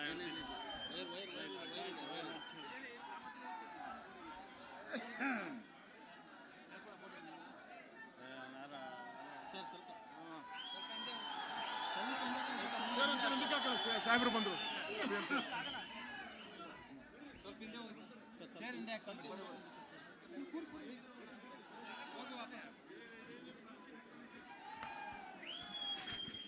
ಚೀಫ್ ಮಿನಿಸ್ಟರ್ ಭಾಷಣ ಮಾಡ್ತಾರೆ, ತಾಳ್ಮೆಯಿಂದ ಇರಿ, ಆಮೇಲೆಲ್ಲ ಜೈಕಾರ ಇಲ್ಲ. ಸುರೇಶ್ ಮಾಡುವಾಗ ಬೇಕಾದ್ರೆ ಮಾಡಿ, ಮುಖ್ಯಮಂತ್ರಿ ಮಾಡೋಕೆ ಸುಮ್ಮನೆ ಇರಬೇಕು.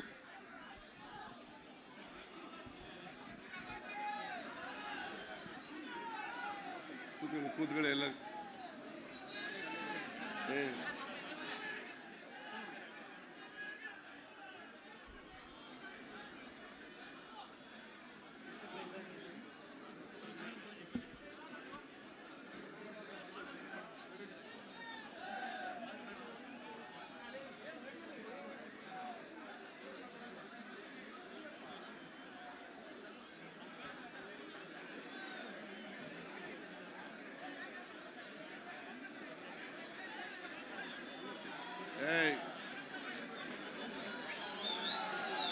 ಡಿ ಕೆ ಸುರೇಶ್ ಅವರು ನಿಮ್ಮೆಲ್ಲರ ಜನಪ್ರಿಯ ಲೋಕಸಭಾ ಸದಸ್ಯರು ಹಾಗೂ ಕಾಂಗ್ರೆಸ್ ಪಕ್ಷದ ಹೆಮ್ಮೆಯ ಅಭ್ಯರ್ಥಿ. ಅವರು ವೇದಿಕೆಗೆ ನಾಮಿನೇಷನ್ ಹಾಕಿ ಬಂದಿದ್ದಾರೆ. ಅವರಿಗೆ ನಿಮ್ಮೆಲ್ಲರ ಪರವಾಗಿ ಹೃತ್ಪೂರ್ವಕವಾಗಿ ಸ್ವಾಗತವನ್ನು ಬಯಸ್ತೇನೆ.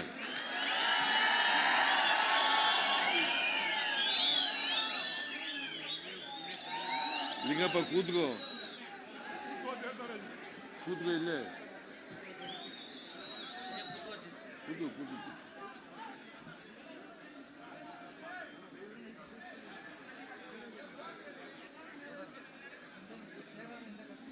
ಶಾಸಕರಾದಂಥ ಬಾಲಕೃಷ್ಣ ಅವರು,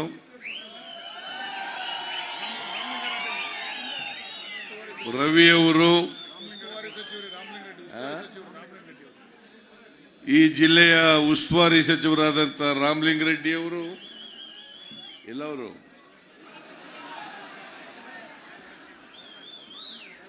ರಾಮಲಿಂಗಾರೆಡ್ಡಿ ಅವರು, ಇನ್ಯಾರಿದ್ರು ನಿಮ್ ಜೊತೆ?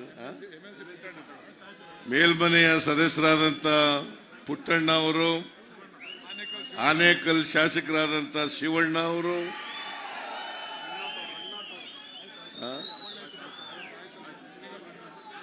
ಅವರೆಲ್ಲರೂ ಕೂಡ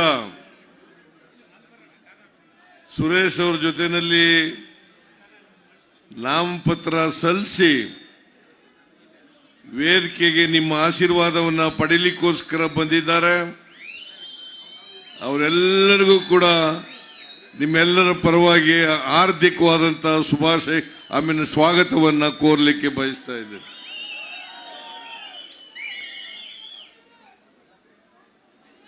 ಜುಲೈ ತಿಂಗಳಲ್ಲಿ 2 ಗ್ಯಾರಂಟಿಗಳನ್ನು ಜಾರಿಗೆ ಕೊಟ್ಟು, ಒಂದು ಗೃಹ ಜ್ಯೋತಿ, ಎರಡನೇದು ಅನ್ನಭಾಗ್ಯ. ಗೃಹ ಜ್ಯೋತಿ ಮೂಲಕ 200 ಯೂನಿಟ್ ವರೆಗೆ ಯಾರು ವಿದ್ಯುತ್ ಶಕ್ತಿಯನ್ನು ಬಳಸ್ತಾರೆ ಅವ್ರಿಗೆಲ್ಲರಿಗೂ ಕೂಡ ಯಾರು ಬಿಲ್ ಕೊಡಬೇಕಾಗಿಲ್ಲ.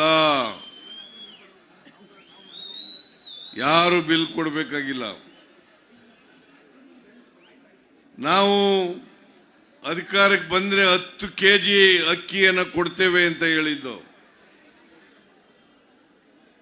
ನಾನು ಹಿಂದೆ ಮುಖ್ಯಮಂತ್ರಿ ಆಗಿರುವಾಗ 7 kg ಅಕ್ಕಿಯನ್ನು ಫ್ರೀಯಾಗಿ ಕೊಡ್ತಾ ಇದ್ದೆ, ಪುಕ್ಕಟಿಯಾಗಿ ಕೊಡ್ತಾ ಇದ್ದೆ. ಯಾಕಂದ್ರೆ ಬಡವರು ಯಾರು ಕೂಡ ಹಸಿದು ಮಲಗಬಾರದು. 3 ಹೊತ್ತು ಹೊಟ್ಟೆ ತುಂಬ ಊಟ ಮಾಡಲೇಬೇಕು. ಕರ್ನಾಟಕ ಹಸಿವು ಮುಕ್ತ ರಾಜ್ಯ ಆಗಲೇಬೇಕು ಅಂತೇಳಿ 10 ಕೆಜಿ 7 ಕೆಜಿ ಅಕ್ಕಿಯನ್ನು ಫ್ರೀಯಾಗಿ ಕೊಡ್ತಾ ಇದ್ದೆ. ಈ ಬಿಜೆಪಿಯವರು ಅಧಿಕಾರಕ್ಕೆ ಬಂದ ಮೇಲೆ 7 ಕೆಜಿಯಿಂದ 5 ಕೆಜಿಗೆ ಇಳಿಸಿದ್ರು. 5 ಕೆಜಿಯಿಂದ 7 ಕೆಜಿಗೆ ಇಳಿಸಿದ್ರು. ನಾನು ಅನೇಕ ಸಾರಿ ಅಸೆಂಬ್ಲಿನಲ್ಲಿ ಪ್ರಶ್ನೆ ಮಾಡಿದೆ. ಯಡಿಯೂರಪ್ಪ ಇದ್ದಾಗ ಪ್ರಶ್ನೆ ಮಾಡಿದೆ, ಬಸವರಾಜ ಬೊಮ್ಮಾಯಿ ಇದ್ದಾಗ ಪ್ರಶ್ನೆ ಮಾಡಿದೆ. ನಮ್ಮ ಹತ್ರ ದುಡ್ಡಿಲ್ಲ ಅಂತಂದ್ರು. ನಮ್ಮ ಹತ್ರ ದುಡ್ಡಿಲ್ಲ, 7 ಕೆಜಿ ಕೊಡ್ಲಿಕ್ಕೆ ಸಾಧ್ಯ ಇಲ್ಲ ಅಂತ ಹೇಳಿದ್ರು. ಅದಕ್ಕೆ ನಾನು ಮತ್ತು ಶಿವಕುಮಾರ್ ಅವರು ನಾವು ಅಧಿಕಾರಕ್ಕೆ ಬಂದ್ರೆ 5 ಕೆಜಿ ಜೊತೆಗೆ ಇನ್ನೂ 5 ಕೆಜಿ ಅಕ್ಕಿಯನ್ನು ಹೆಚ್ಚಾಗಿ ಕೊಡ್ತೇವೆ. ಯಾರು ಕೂಡ ಹೊಟ್ಟೆ ತುಂಬ ಊಟ ಮಾಡಬೇಕು. ಆದರೆ ಈ ಬಿಜೆಪಿಯವರು ಇದರಲ್ಲ, ರಾಜಕೀಯ ಮಾಡಿ ಬಡವರಿಗೆ ಅಕ್ಕಿ ಕೊಡದೆ ಹೋದ್ರು. ಅದು ನಾವು ಪುಕ್ಕಟೆ ಕೇಳಲಿಲ್ಲ. 1 ಕೆಜಿ ಅಕ್ಕಿಗೆ 34 ರೂಪಾಯಿ ಕೊಡ್ತೀವಿ. ಇಡೀ ರಾಜ್ಯದ ಜನರಿಗೆ ಅಕ್ಕಿ ಕೊಡಬೇಕು, ಬಡವರಿಗೆ ಅಕ್ಕಿ ಕೊಡಬೇಕು. ಕೊಡ್ರಿ, ನಿಮ್ಮ ಗೋದಾಮ್ನಲ್ಲಿ ಅಕ್ಕಿ ಇದೆ. ಫುಡ್ ಕಾರ್ಪೊರೇಷನ್ ಆಫ್ ಇಂಡಿಯಾದಲ್ಲಿ ಕೊಡ್ತೀವಿ ಅಂತ ಒಪ್ಕೊಂಡು ಮೋಸ ಮಾಡಿದ್ರು. ಕೊಡ್ತೀವಿ ಅಂತ ಒಪ್ಕೊಂಡಿದ್ರು, ಆಮೇಲೆ ಕೊಡಲ್ಲ ಅಂತಂದ್ಬಿಟ್ರು. ಯಾಕೆ ಅಂತಂದ್ರೆ ಕಾಂಗ್ರೆಸ್ ಪಕ್ಷಕ್ಕೆ ಅಕ್ಕಿ ಕೊಟ್ರೆ ಬಡವರೆಲ್ಲ ಅವ್ರ ಪರ ಆಗ್ಬಿಡ್ತಾರೆ ಅಂತೇಳಿ ಅಕ್ಕಿ ಕೊಡ್ಲಿಲ್ಲ. ಅದಕ್ಕೆ ನಾವು ತೀರ್ಮಾನ ಮಾಡಿದ್ವು, ಅಕ್ಕಿ ಸಿಕ್ಕವರಿಗೆ 5 ಕೆಜಿಗೆ ಅಕ್ಕಿಗೆ ಒಬ್ಬರಿಗೆ 34 ರೂಪಾಯಿನಂತೆ 170 ರೂಪಾಯಿ ಪ್ರತಿ ತಿಂಗಳು ಕೊಡ್ತಕ್ಕಂಥ ತೀರ್ಮಾನವನ್ನ ಮಾಡಿದ್ವು. ಈಗ ಆ ದುಡ್ಡು ಬೇರೆ ಪದಾರ್ಥಗಳನ್ನು ತಗೊಳ್ಳಿಕ್ಕೆ ಸಿಗ್ತಾ ಇದೆಯಲ್ಲ, ಎಣ್ಣೆ ತಗೊಳ್ಳಿಕ್ಕೆ, ಕಾಳು ತಗೊಳ್ಳಿಕ್ಕೆ, ಉಪ್ಪು ತಗೊಳ್ಳಿಕ್ಕೆ, ಇವಕ್ಕೆಲ್ಲ ಸಿಗ್ತದ ಇದೆಯಲ್ಲ. ಒಂದು ಕುಟುಂಬದಲ್ಲಿ 5 ಜನ ಇದ್ರೆ 850 ರೂಪಾಯಿ ಪ್ರತಿ ತಿಂಗಳು ಕೂಡ ಒಂದು ಕುಟುಂಬಕ್ಕೆ ಕೊಡ್ತಾ ಇದ್ದೀವಿ. ಸುಮಾರು 1,29,00,000 ಕುಟುಂಬಗಳಿಗೆ ಇವತ್ತು 34 ರೂಪಾಯಿ 170 ರೂಪಾಯಿನಂತೆ ಪ್ರತಿಯೊಬ್ಬರಿಗೂ ಕೂಡ ಕೊಡ್ತಾ ಇದ್ದೀವಿ. ಸುಮಾರು 4.5 ಕೋಟಿ ಜನರಿಗೆ 4.5 ಕೋಟಿ ಜನರಿಗೆ ಕರ್ನಾಟಕದಲ್ಲಿ ಬಡವರಿಗೆ ಇವತ್ತು ಅಕ್ಕಿಯನ್ನು ಕೊಡ್ತಾ ಇದ್ದೀವಿ. ಬಿಜೆಪಿಯವರು ಆಗಲೂ ತೆರಿಗೆ ಕೊಡ್ತಿದ್ರಲ್ಲ ನೀವು, ಬಿಜೆಪಿಯವರು ಇದ್ದಾಗ ಯಾಕೆ ಕೊಡ್ಲಿಲ್ಲ? ಯಾಕಮ್ಮ ಕೊಡ್ಲಿಲ್ಲ? ಯಾಕಂತಂದ್ರೆ ಅವರಿಗೆ ಬಡವರ ಬಗ್ಗೆ ಕಾಳಜಿ ಇಲ್ಲ, ದಲಿತರ ಬಗ್ಗೆ ಕಾಳಜಿ ಇಲ್ಲ, ಅಲ್ಪಸಂಖ್ಯಾತರ ಬಗ್ಗೆ ಕಾಳಜಿ ಇಲ್ಲ. ಅದಕ್ಕೋಸ್ಕರ ಅವರು ಕೊಡ್ಲಿಲ್ಲ.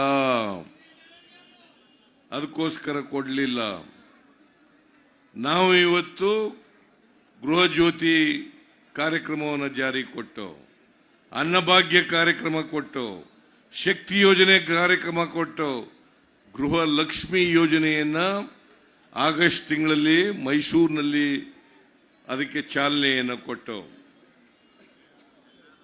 ಪ್ರತಿ ಮನೆ ಯಜಮಾನಿಗೆ 2,000 ರೂಪಾಯಿ ತಿಂಗಳಿಗೆ 1,17,00,000 ಮಹಿಳೆಯರಿಗೆ, 1,17,00,000 ಕುಟುಂಬಗಳಿಗೆ ಇವತ್ತು ತಿಂಗಳಿಗೆ 2,000 ರೂಪಾಯಿ ಕೊಡ್ತಾ ಇದ್ದೀವಿ. ಇದು ಉಳಿತಾಯ ಆಗ್ತಾ ಇದೆಯಾ? ಇಲ್ಲ. ನಿಮಗೆ ಬೇರೆ ಖರ್ಚುಗಳಿಗೆ ಸಿಗ್ತಾ ಇದೆಯಾ? ಇಲ್ಲ ದುಡ್ಡು. ಉಳಿತಾಯ ಆಗ್ತಾ ಇದೆಯಲ್ಲ. ನಮ್ಮ ಉದ್ದೇಶ ಇವತ್ತು ಬೆಲೆ ಏರಿಕೆ ಆಗಿದೆ. ಡೀಸೆಲ್ ಬೆಲೆ, ಪೆಟ್ರೋಲ್ ಬೆಲೆ, ಗೊಬ್ಬರದ ಬೆಲೆ, ಗ್ಯಾಸ್ ಬೆಲೆ ಎಲ್ಲ ಗಗನ ಕೊಟ್ಟೋಗಿದ್ದಾವೆ. ಇವತ್ತು ಅವರು ಜೀವನ ನಡೆಸದೇ ಕಷ್ಟ ಬಡವರು. ಅದಕ್ಕೋಸ್ಕರ ಅವರ ಕೈಗೆ ದುಡ್ಡನ್ನ ಕೊಡಬೇಕು ಅಂತೇಳಿ ಇವತ್ತು 4 ರಿಂದ 5 ಸಾವಿರ ರೂಪಾಯಿ ಒಂದು ಕುಟುಂಬಕ್ಕೆ ಕೊಡ್ತಾ ಇದ್ದೀವಿ. 4 ರಿಂದ 5 ಸಾವಿರ ರೂಪಾಯಿ ಕೊಡ್ತಾ ಇದ್ದೀವಿ. 4.5 ಕೋಟಿ ಜನರಿಗೆ ಕೊಡ್ತಾ ಇದ್ದೀವಿ. ಈ 4,000 ತಿಂಗಳಿಗೆ 4,000 ರಿಂದ 5,000 ರೂಪಾಯಿ ಬಂದರೆ ನಿಮ್ಮ ಜೀವನ ಮಾಡಕ್ಕೆ ಸಾಧ್ಯ ಆಗ್ತಾ ಇದೆಯಾ? ಇಲ್ಲ. ನಿಮ್ಮ ಮಕ್ಕಳನ್ನ ಓದಿಸ್ಲಿಕ್ಕೆ ಸಾಧ್ಯ ಆಗ್ತದೆ ಇಲ್ಲ. ಯೂನಿಫಾರ್ಮ್ ತಗೊಡ್ಲಿಕ್ಕೆ ಸಾಧ್ಯ ಆಗ್ತದೆ ಇಲ್ಲ. ಪುಸ್ತಕ ತಗೊಡ್ಲಿಕ್ಕೆ ಸಾಧ್ಯ ಆಗ್ತದೆ ಇಲ್ಲ. ನೀವೆಲ್ಲ ಬೇರೆ ಬೇರೆ ಪ್ರದೇಶಗಳಿಗೆ ಹೋಗಕ್ಕೆ ಸಾಧ್ಯ ಆಗ್ತಾ ಇದೆಯಾ? ಇಲ್ಲ. ಬಿಜೆಪಿಯವರು ಮಾಡಿದ್ರ? ಮಾಡಲಿಲ್ಲ. ಈಗ ಅವ್ರು ಯಾರೋ ಮಂಜುನಾಥ್ ಕರ್ಕೊಂಡ್ಬಂದು ನಿಲ್ಲಿಸ್ಬಿಟ್ಟಿದ್ದಾರೆ ಇಲ್ಲಿ. ಮಂಜುನಾಥ್ ಅವರು ಸರ್ಕಾರಿ ಕೆಲಸದಲ್ಲಿ ಇದ್ದವರು, ರಿಟೈರ್ಡ್ ಆದ್ಮೇಲೆ ಇಲ್ಲಿ ಕರ್ಕೊಂಡ್ಬಂದು ನಿಲ್ಲಿಸ್ಬಿಟ್ಟಿದ್ದಾರೆ. ಅವರು ಬಿಜೆಪಿಯವರು ನಿಲ್ಲಿಸ್ತಿಲ್ಲ, ಅವ್ರಿಗೆ ಯಾರು ಕ್ಯಾಂಡಿಡೇಟ್ಗಳು ಸಿಕ್ಕಲಿಲ್ಲ. ಅದಕ್ಕೆ ದೇವೇಗೌಡನ ಅಳಿಯ ಅಂತೇಳಿ ಕರ್ಕೊಂಡ್ಬಂದು ನಿಲ್ಲಿಸ್ಬಿಟ್ಟಿದ್ದಾರೆ.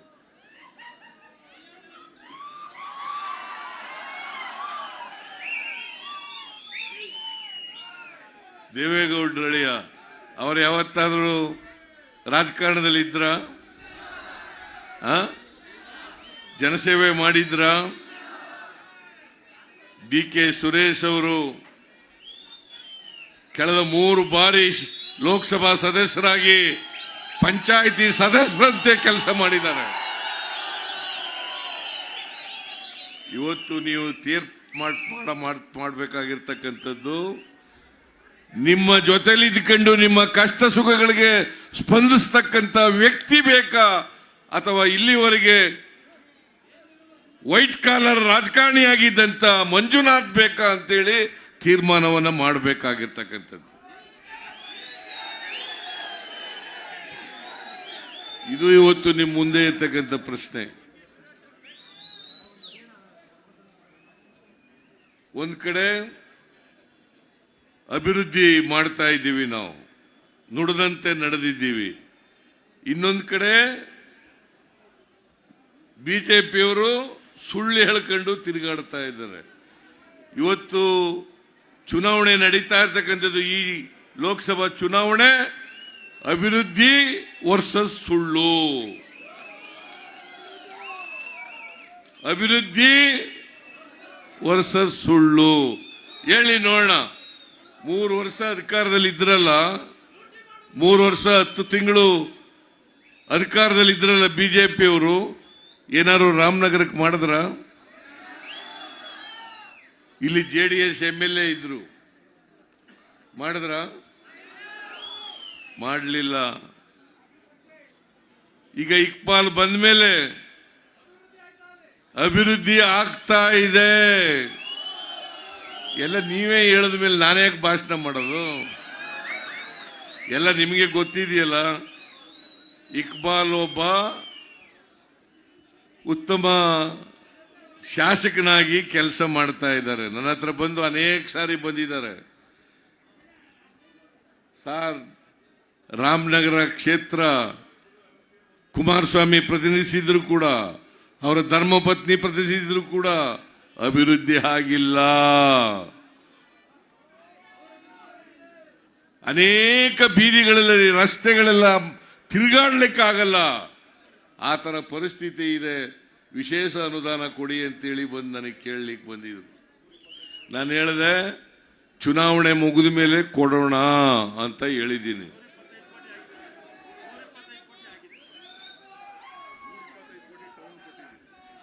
ಈಗ ರಾಮನಗರ ಪಟ್ಟಣಕ್ಕೆ ಅಲ್ಲಿಗೆ 125 ಕೋಟಿ ರೂಪಾಯಿಗಳನ್ನ ಈಗಾಗಲೇ ಕೊಟ್ಟಿದ್ದೀವಿ.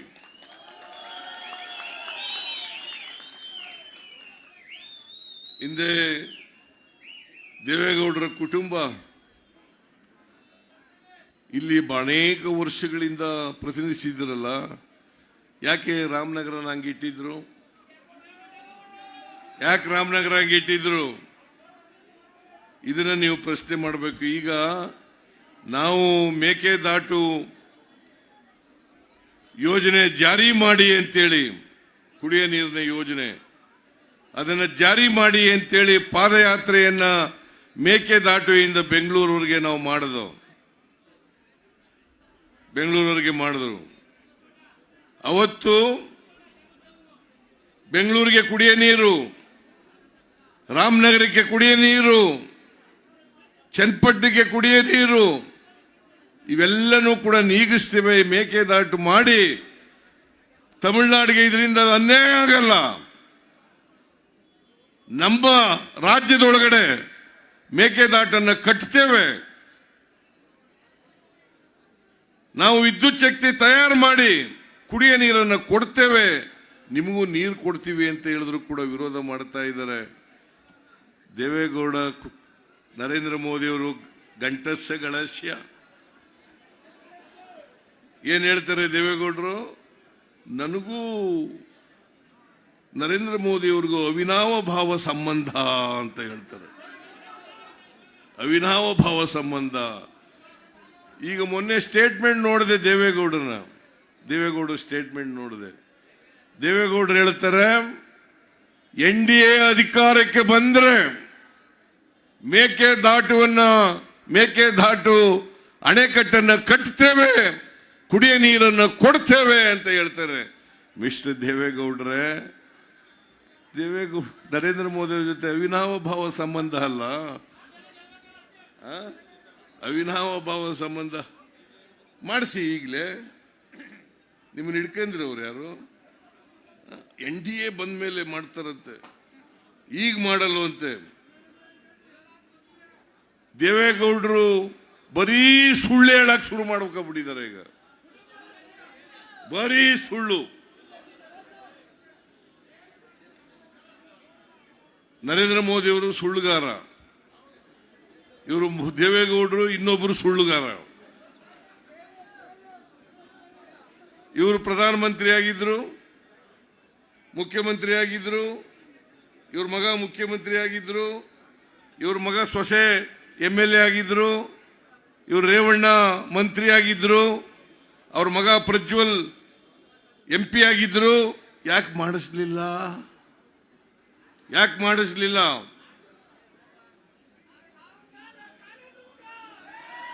ಮುಂದೆ ಅಧಿಕಾರಕ್ಕೆ ಬಂದ್ರೆ ಮಾಡಿಸ್ತಾರಂತೆ. ದೇವೇಗೌಡರ ಕುಟುಂಬದ ಕೊಡುಗೆ ಕಾವೇರಿ ಜಲಾನಯನ ಪ್ರದೇಶಕ್ಕೆ 0. ಏನು ಮಾಡಿಲ್ಲ. ಅವ್ರ ಮಾತುಗಳನ್ನು ನಂಬ್ಕಂದ್ರೆ ಜನ ಮೋಸ ಹೋಗ್ತಾರೆ ಅಂತಕ್ಕಂಥದನ್ನ ತಿಳ್ಕೋಬೇಕಾಗ್ತದೆ. ಅದಕ್ಕೋಸ್ಕರ ಅವ್ರು ಯಾವತ್ತೂ ಕೂಡ ನುಡಿದಂತೆ ನಡೆದಿಲ್ಲ.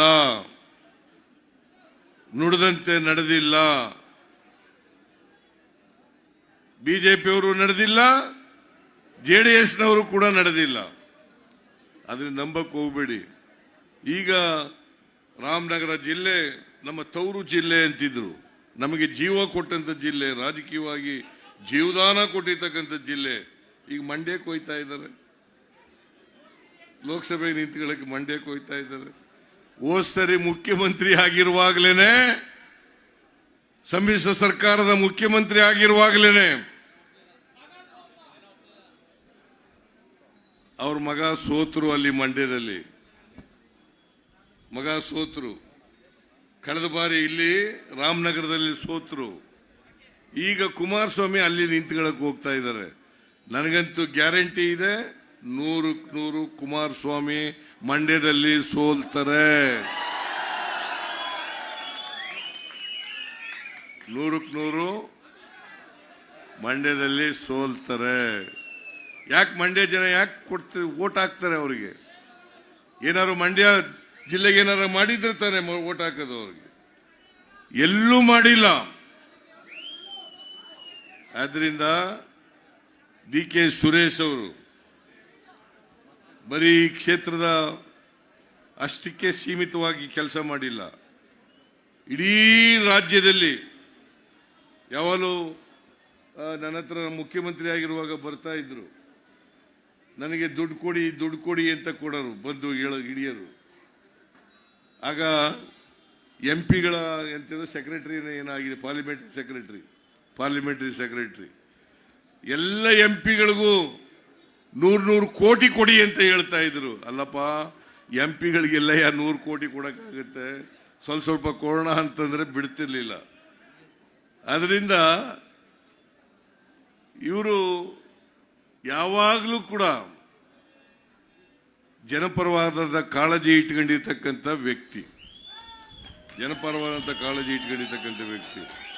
ಅಭಿವೃದ್ಧಿ ಪರವಾಗಿರ್ತಕ್ಕಂಥ ವ್ಯಕ್ತಿ. ಅಂತ ವ್ಯಕ್ತಿಯನ್ನ ನೀವು ಮತ್ತೊಮ್ಮೆ ಲೋಕಸಭೆಗೆ ಕಳಿಸಬೇಕಾಗಿರ್ತಕ್ಕಂಥದ್ದು ನಿಮ್ಮೆಲ್ಲರ ಕರ್ತವ್ಯ ಅಂತ ಹೇಳಿ ಭಾವಿಸ್ಕೊಂಡಿದ್ದೇನೆ. ನೀವು ಇಷ್ಟೊತ್ತು ಕೂಡ ಈ ಉರಿ ಬಿಸಿಲಲ್ಲಿ ನಿಂತಿರೋದು ನೋಡಿದ್ರೆ ನಮ್ಮ ಅಭ್ಯರ್ಥಿ ಡಿ ಕೆ ಸುರೇಶ್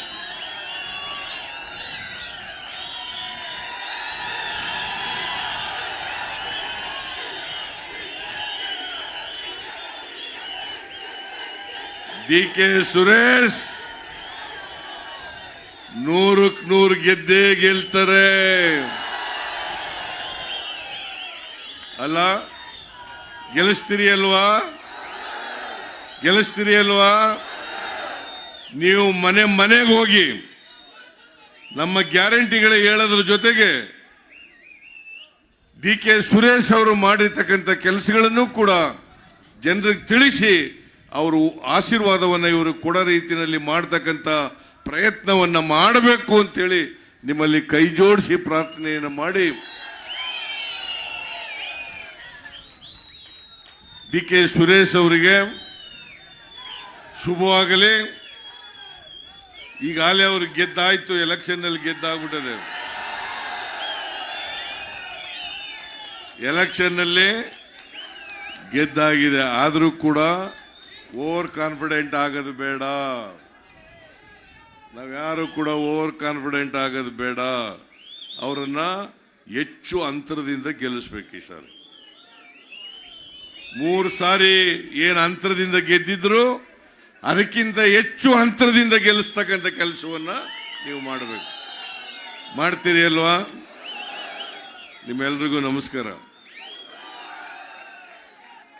ಇಲ್ಲಿಯವರೆಗೆ ತಮ್ಮನ್ನು ಉದ್ದೇಶಿಸಿ ಮಾತನಾಡಿದ ಗೌರವಾನ್ವಿತ ಮುಖ್ಯಮಂತ್ರಿಗಳಿಗೆ ವಂದಿಸಿ, ಇದೀಗ ತಾನೇ ತಮ್ಮೆಲ್ಲರ ಶುಭ ಹಾರೈಕೆಯೊಂದಿಗೆ ಶುಭ ಗಳಿಗೆಯಲ್ಲಿ ನಾಮಪತ್ರವನ್ನ ಸಲ್ಲಿಸಿ ಕರ್ನಾಟಕದ ಸ್ವಾಭಿಮಾನಕ್ಕೆ ಧಕ್ಕೆ ಬಂದಾಗ ಗಂಡದಿಯ ಗಂಡು ಭಾರತದಲ್ಲೇ ಕರ್ನಾಟಕದಲ್ಲೇ ತಮ್ಮ ಕರ್ನಾಟಕದ ಹಕ್ಕನ್ನು ಪ್ರತಿಪಾದಿಸಿದ ನಮ್ಮ ನಿಮ್ಮೆಲ್ಲರ ನೆಚ್ಚಿನ ನಾಯಕರಾದ ಡಿ ಕೆ ಸುರೇಶ್ ಅವರು ತಮ್ಮನ್ನು ಉದ್ದೇಶಿಸಿ ಮಾತನಾಡಬೇಕು ಅಂತ ಹೇಳ್ಕೊಳ್ತಾ ಇದ್ದೀನಿ.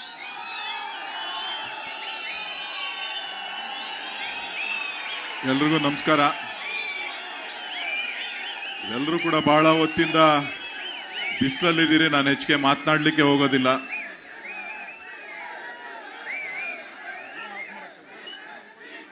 ಈ ಒಂದು ನಾಮಪತ್ರ ಸಲ್ಲಿಕೆ ಸಮಾರಂಭಕ್ಕೆ ಆಗಮಿಸಿರ್ತಕ್ಕಂಥ ಕರ್ನಾಟಕ ರಾಜ್ಯದ ಗೌರವಾನ್ವಿತ ಮುಖ್ಯಮಂತ್ರಿಗಳು, ನಮ್ಮ ನಿಮ್ಮೆಲ್ಲರ ನೆಚ್ಚಿನ ನಾಯಕರಂತ ಸಿದ್ದರಾಮಯ್ಯ ಸಾಹೇಬ್ರೆ, ಕರ್ನಾಟಕ ರಾಜ್ಯದ ಉಪಮುಖ್ಯಮಂತ್ರಿಗಳು, ನನ್ನ ಸಹೋದರರಾದಂಥ ಸನ್ಮಾನ್ಯ ಡಿ ಕೆ ಶಿವಕುಮಾರ್ ಅವರೇ, ಹಿರಿಯರು ಜಿಲ್ಲಾ ಉಸ್ತುವಾರಿ ಸಚಿವರಾದಂಥ ರಾಮಲಿಂಗ ರೆಡ್ಡಿ ಸಾಹೇಬ್ರೆ, ಮತ್ತೊಬ್ಬ ಹಿರಿಯ ಮುಖಂಡರಾದಂಥ ಸಚಿವರಾದಂಥ ಡಾಕ್ಟರ್ ಸುಧಾಕರ್ ಅವರೇ, ಮತ್ತೊಬ್ಬ ಸಚಿವರಾಗಿ ಆಗಮಿಸಿರ್ತಕ್ಕಂಥ ಮೊಳಕಾಲ್ ವೈದ್ಯರವರೇ, ರಾಜ್ಯದ 5 ಗ್ಯಾರಂಟಿಗಳ ಸಮಿತಿಯ ಅಧ್ಯಕ್ಷರಾದಂಥ ಹಿರಿಯರಾದ ರೇವಣ್ಣ ಅವರೇ, ಮತ್ತೊಬ್ಬ ಹಿರಿಯ ಮುಖಂಡರು, ನಮ್ಮ ನಿಮ್ಮೆಲ್ಲರ ನೆಚ್ಚಿನ ನಾಯಕರಂತ ಮಾಜಿ ಸಚಿವರಾದಂಥ PGR ಸಿಂಧ್ಯಾರ್ ಅವರೇ, ಶಾಸಕ ಮಿತ್ರರಂತ ಹಿರಿಯರಂತ ಬಾಲಕೃಷ್ಣರವರೇ, ಶಿವಣ್ಣ ಅವರೇ, ಇಕ್ಬಾಲ್ ಹುಸೇನ್ ರವರೇ, ಡಾಕ್ಟರ್ ರಂಗನಾಥ್ ರವರೇ, ರವಿ ಅವರೇ, ಜಿಲ್ಲಾ ಕಾಂಗ್ರೆಸ್ನ ಅಧ್ಯಕ್ಷರಾದಂಥ ಗಂಗಾಧರ್ ಅವರೇ, ವಿಧಾನ ಪರಿಷತ್ನ ಸದಸ್ಯರಾದಂಥ ಹಿರಿಯರಾದ ಪುಟ್ಟಣ್ಣ ಅವರೇ, ನನ್ನ ಸ್ನೇಹಿತರು ವಿಧಾನ ಪರಿಷತ್ನ ಸದಸ್ಯರಾದಂಥ ಸುಧಾಮ್ ದಾಸ್ರವರೇ, ಮತ್ತೊಬ್ಬ ಶಾಸಕರಾದಂಥ ಕೊತ್ನೂರು ಮಂಜೂರ್ ಅವರೇ, ನಮ್ಮ ಕ್ಷೇತ್ರದ ಹಿರಿಯ ಮುಖಂಡರುಗಳಂತ ಮಾಜಿ ಶಾಸಕರಂತ CM ಲಿಂಗಪ್ಪನವರೇ,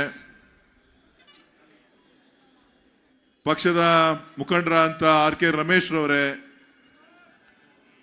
ಕುಸುಮಾ ಅವರೇ, ಇಕ್ಬಾಲ್ ಹುಸೇನ್ ರವರೇ, ಜಿಲ್ಲಾ ಕಾಂಗ್ರೆಸ್ನ ಅಧ್ಯಕ್ಷರಾದಂಥ ಹನುಮಂತರಾಯಪ್ಪನವರೇ, ವೇದಿಕೆ ಮೇಲೆ ಸಾಕಷ್ಟು ಜನ ಎಲ್ಲ ಮುಖಂಡರುಗಳಿದ್ದಾರೆ, ಬ್ಲಾಕ್ ಕಾಂಗ್ರೆಸ್ನ ಅಧ್ಯಕ್ಷರು, ಮಾಜಿ ಶಾಸಕರುಗಳು, ಎಲ್ಲ ಗೌರವಾನ್ವಿತರೆ, ಕ್ಷೇತ್ರದ ಮೂಲೆ ಮೂಲೆಯಿಂದ ಆಗಮಿಸಿರ್ತಕ್ಕಂಥ ಎಲ್ಲ ನನ್ನ ಸಹೋದರ ಸಹೋದರಿಯರೇ, ಎಲ್ಲ ಹಿರಿಯರೇ, ನಾಗರಿಕ ಬಂಧುಗಳೇ, ಪಕ್ಷದ ಕಾರ್ಯಕರ್ತರು ಹಾಗೂ ಮುಖಂಡರೇ, ಮಾಧ್ಯಮದ ಸ್ನೇಹಿತರೆ, ಹೆಚ್ಚಿಗೆ ಮಾತನಾಡ್ಲಿಕ್ಕೆ ಹೋಗೋದಿಲ್ಲ. ಇನ್ನು 30 ದಿನ ಮಾತಾಡಬೇಕಾಗಿದೆ. 30 ದಿನಗಳ ಕಾಲ ಯಾರ್ಯಾರು ಏನೇನು ಮಾತಾಡ್ತಾರೆ ಅಂತ ನೀವು ಕೇಳಬೇಕಾಗಿದೆ, ನಾನು ಕೇಳಬೇಕಾಗಿದೆ. ಅದಕ್ಕೆ ಉತ್ತರ ಕೊಡುವಂತ ಕಾಲ ಮುಂದಿನ ಏಪ್ರಿಲ್ 26ನೇ ತಾರೀಕು. ತಾವೆಲ್ಲರೂ ಕೂಡ ನಾನು ಏನು ತಾವು ಕಳೆದ 10 ವರ್ಷ 8 ತಿಂಗಳ ಕಾಲ ತಮ್ಮ ಸೇವೆಯನ್ನ ಮಾಡಲಿಕ್ಕೆ ನನಗೆ ಅವಕಾಶವನ್ನ ತಾವು ಒದಗಿಸ್ಕೊಟ್ಟಿದ್ರಿ. ಸನ್ಮಾನ್ಯ ಮುಖ್ಯಮಂತ್ರಿಗಳು ಮತ್ತು ಅಂದಿನ ಅಧ್ಯಕ್ಷರಾದಂಥ ಡಾಕ್ಟರ್ G. ಪರಮೇಶ್ವರ್ ಅವರು ನನಗೇನು ಅವಕಾಶವನ್ನ ಕೊಟ್ಟಿದ್ರು, ಶ್ರೀಮತಿ ಸೋನಿಯಾ ಗಾಂಧಿ ಅವರ ಆಶೀರ್ವಾದದೊಂದಿಗೆ, ಮಾನ್ಯ ಮಲ್ಲಿಕಾರ್ಜುನ ಖರ್ಗೆ ಅವರ ಆಶೀರ್ವಾದದೊಂದಿಗೆ ನನಗೇನು ಅವಕಾಶವನ್ನ ಕೊಟ್ಟಿದ್ರು, ನಾನು ಈ ಕ್ಷೇತ್ರದ ಅಭಿವೃದ್ಧಿಗೆ ಪ್ರಾಮಾಣಿಕವಾಗಿ ಕೆಲಸ ಮಾಡಿದ್ದೇನೆ ಅಂತಕ್ಕಂಥ ಮಾತನ್ನ ಈ ಸಂದರ್ಭದಲ್ಲಿ ನಾನು ಹೇಳಲಿಕ್ಕೆ ಬಯಸ್ತೇನೆ.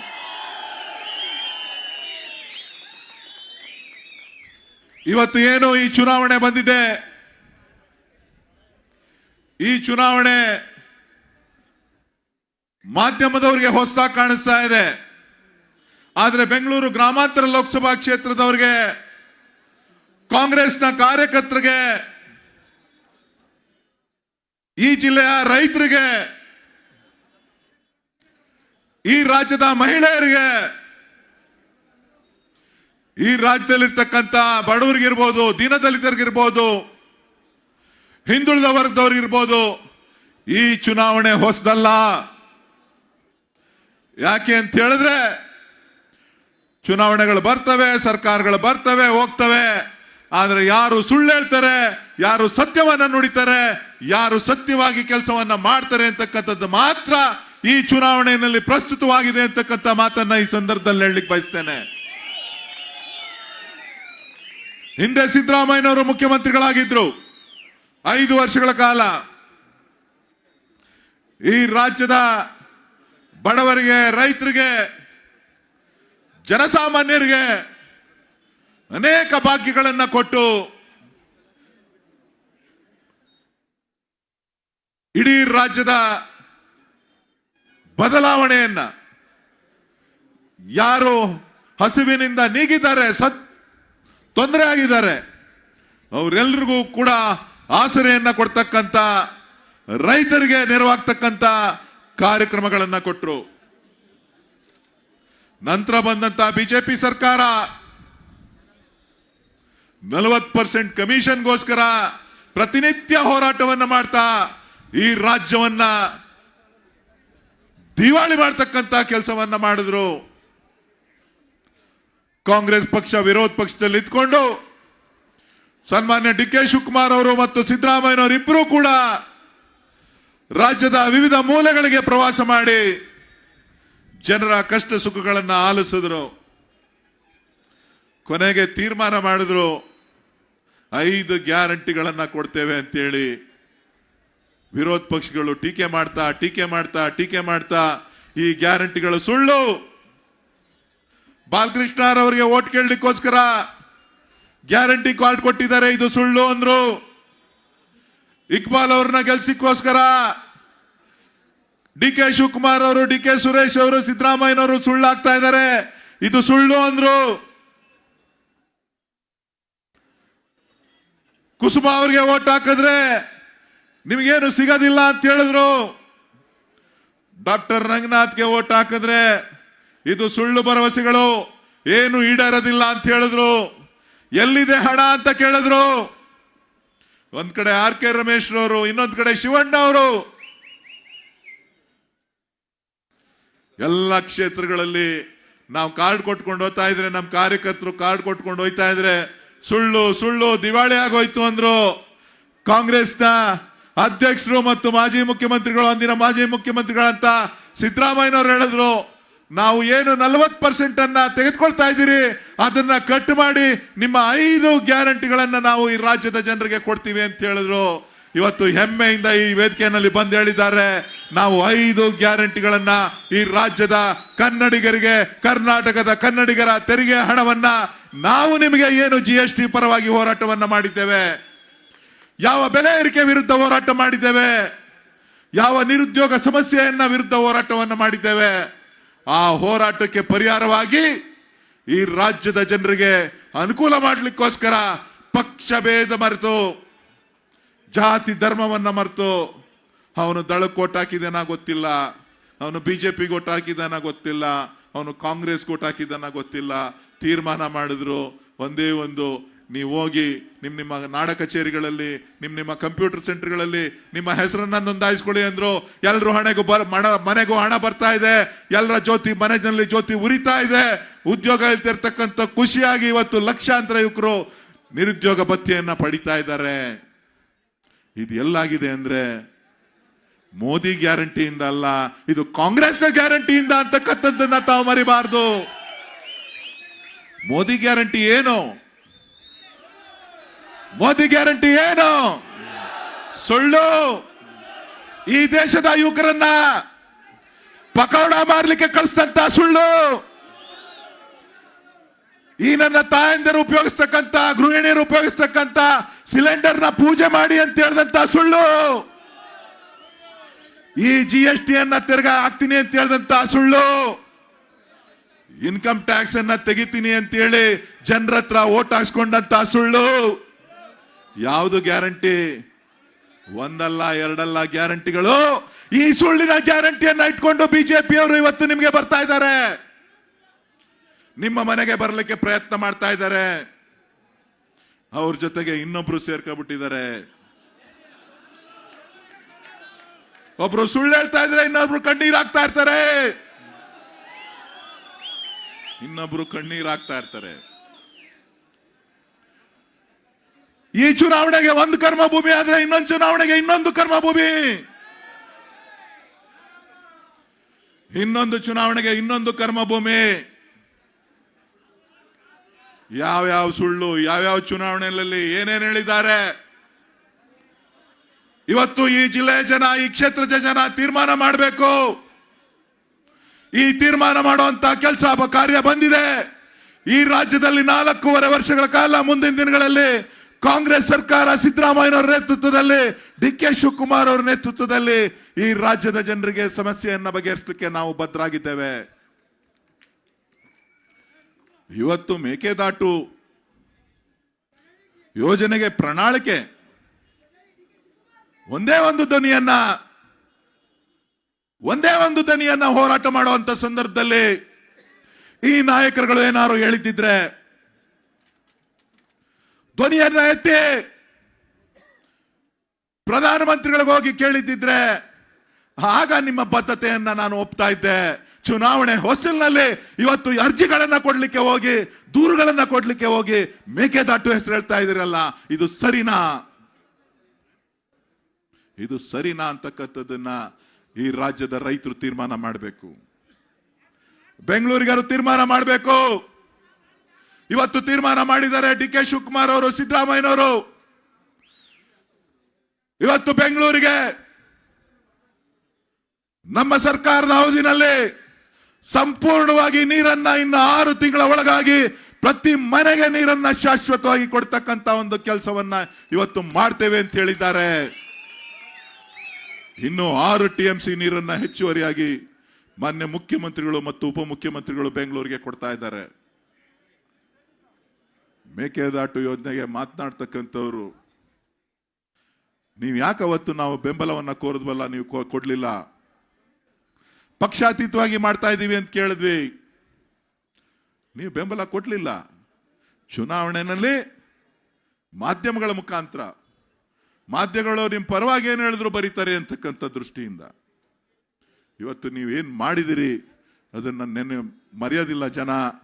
ಹಾಗಾಗಿ ಇವತ್ತು ನಾನು ಹೇಳ್ತಕ್ಕಂಥದ್ದಿಷ್ಟೇ, ಈ ಜಿಲ್ಲೆಯ ಅಭಿವೃದ್ಧಿಗೆ, ಈ ಕ್ಷೇತ್ರದ ಅಭಿವೃದ್ಧಿಗೆ ನೀರಾವರಿ ಕ್ಷೇತ್ರದಲ್ಲಿ ಕೆಲಸ ಮಾಡಿದ್ದೇನೆ. ಸರ್ಕಾರದ ಎಲ್ಲ ಯೋಜನೆಗಳನ್ನ ಬಡವರ ರೈತರ ಮನೆಗೆ ತಲುಪಿಸ್ತಕ್ಕಂಥದ್ರಲ್ಲಿ ಪ್ರಾಮಾಣಿಕವಾದಂತಹ ಪ್ರಯತ್ನವನ್ನ ಮಾಡಿದ್ದೇನೆ. ಮೂಲಭೂತ ಸೌಕರ್ಯಗಳನ್ನ ಒದಗಿಸಲಿಕ್ಕೆ ಪ್ರಯತ್ನವನ್ನ ಮಾಡಿದ್ದೇನೆ. ಕಂದಾಯ ಇಲಾಖೆನಲ್ಲಿ ಆಗ್ತಾ ಇರ್ತಕ್ಕಂಥ ಅನ್ಯಾಯಗಳ ವಿರುದ್ಧ ಕ್ರಮ ತೆಗೆದುಕೊಳ್ಳಲಿಕ್ಕೆ ನಿಮಗೆ ಏನೆಲ್ಲ ನೆರವನ್ನ ಕೊಡ್ಲಿಕ್ಕೆ ಸಾಧ್ಯ ಎಲ್ಲವನ್ನೂ ಕೂಡ ಪ್ರತಿಯೊಂದು ಹಂತದಲ್ಲೂ ಕೂಡ ಪಂಚಾಯಿತಿ ಮಟ್ಟದಲ್ಲಿ ಬಂದು ನಿಮ್ಮ ಗ್ರಾಮಗಳಿಗೆ ಬಂದು ನಾನು ಕಾರ್ಯಕ್ರಮವನ್ನು ರೂಪಿಸಿದ್ದೇನೆ.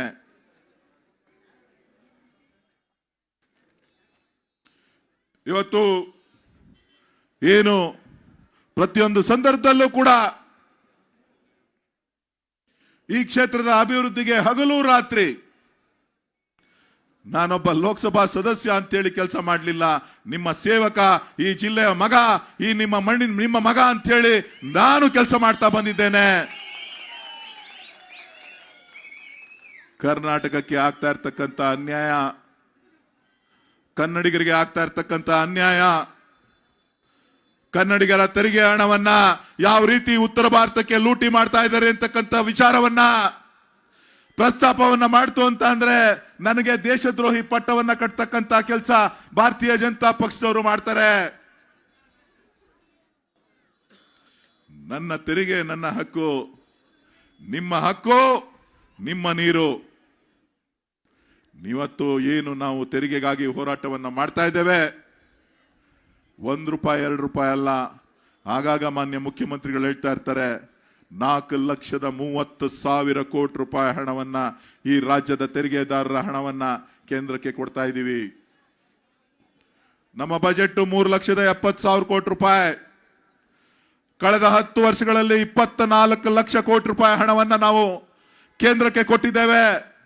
ಅವ್ರಿಗೆ ನಮಗೆ ಇಂಟರ್ನ್ ವಾಪಸ್ ಕೊಟ್ಟಿರ್ತಕ್ಕಂಥದ್ದು 2,92,000 ಕೋಟಿ ರೂಪಾಯಿ 10 ವರ್ಷಗಳಿಗೆ.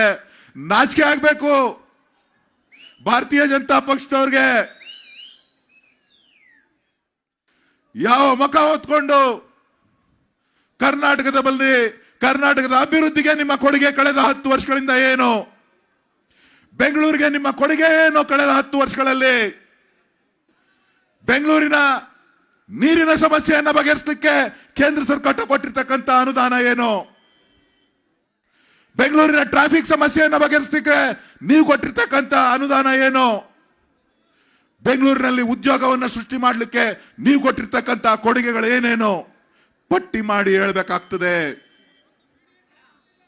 ಇದು ನಾನೇನಾರ ಮಾತಾಡಿದ್ರೆ ನಾನು ದೇಶದ್ರೋಹಿ ಆಗ್ತೀನಿ. ಕನ್ನಡಿಗರ ಧ್ವನಿಯಾಗಿ ನಾನು ಕೆಲಸ ಮಾಡುವಂತ ಕೆಲಸವನ್ನ ನಾನು ಮಾಡ್ತಾ ಇದ್ದೇನೆ. ಈ ಹೋರಾಟ ನಿರಂತರವಾಗಿರ್ತದೆ. ನಾನು ಯಾವುದೇ ಕಾರಣಕ್ಕೂ ಈ ಹೆದರಿಕೆಗೆ ಬೆದರಿಕೆಗೆ ಬಗ್ಗುವಂತ ಪ್ರಶ್ನೆ ಇಲ್ಲ. ನಾನು ಕೇಳೋದು ಇಷ್ಟೇ, ಆರೋಗ್ಯ ಕ್ಷೇತ್ರದಲ್ಲಿ ಕೆಲಸ ಮಾಡಿದ್ದೇನೆ, ಶಿಕ್ಷಣ ಕ್ಷೇತ್ರದಲ್ಲಿ ಕೆಲಸ ಮಾಡಿದ್ದೇನೆ, ಉದ್ಯೋಗ ಖಾತ್ರಿ ಯೋಜನೆಯನ್ನ ಮನೆ ಮನೆಗೆ ತಲುಪುವಂತ ಕೆಲಸ ಮಾಡಿದ್ದೇನೆ. ಎಲ್ಲ ಹಂತಗಳಲ್ಲೂ ಕೂಡ ಮಾನ್ಯ ಮುಖ್ಯಮಂತ್ರಿಗಳ ಮೇಲೆ ಒತ್ತಡವನ್ನು ತಂದು ಇವತ್ತು ರಾಮನಗರದ ಅಭಿವೃದ್ಧಿಗೆ ಸುಮಾರು 400 ಕೋಟಿ ರೂಪಾಯಿ ಹೆಚ್ಚು ಅನುದಾನವನ್ನು ಕೊಟ್ಟಿದ್ದೇವೆ. ಕರೋನಾ ಸಂದರ್ಭದಲ್ಲಿ ಎಲ್ಲರೂ ಕೂಡ ಮನೆಗೆ ಸೇರಿದ್ರು. ಈ ರಾಜ್ಯದಲ್ಲಿ, ಈ ದೇಶದಲ್ಲಿ ಯಾರೋ ಒಬ್ಬ ರಸ್ತೆಯಲ್ಲಿ ಓಡಾಡ್ತಾ ಇದ್ದ ಅಂತ ಅಂದ್ರೆ ಅದು ನಿಮ್ಮ ಸಂಸತ್ ಸದಸ್ಯ ಅಂತೇಳಿ ನೀವೆಲ್ಲರೂ ಕೂಡ ಹೆಮ್ಮೆಯಿಂದ ಹೇಳ್ಕೋಬಹುದು.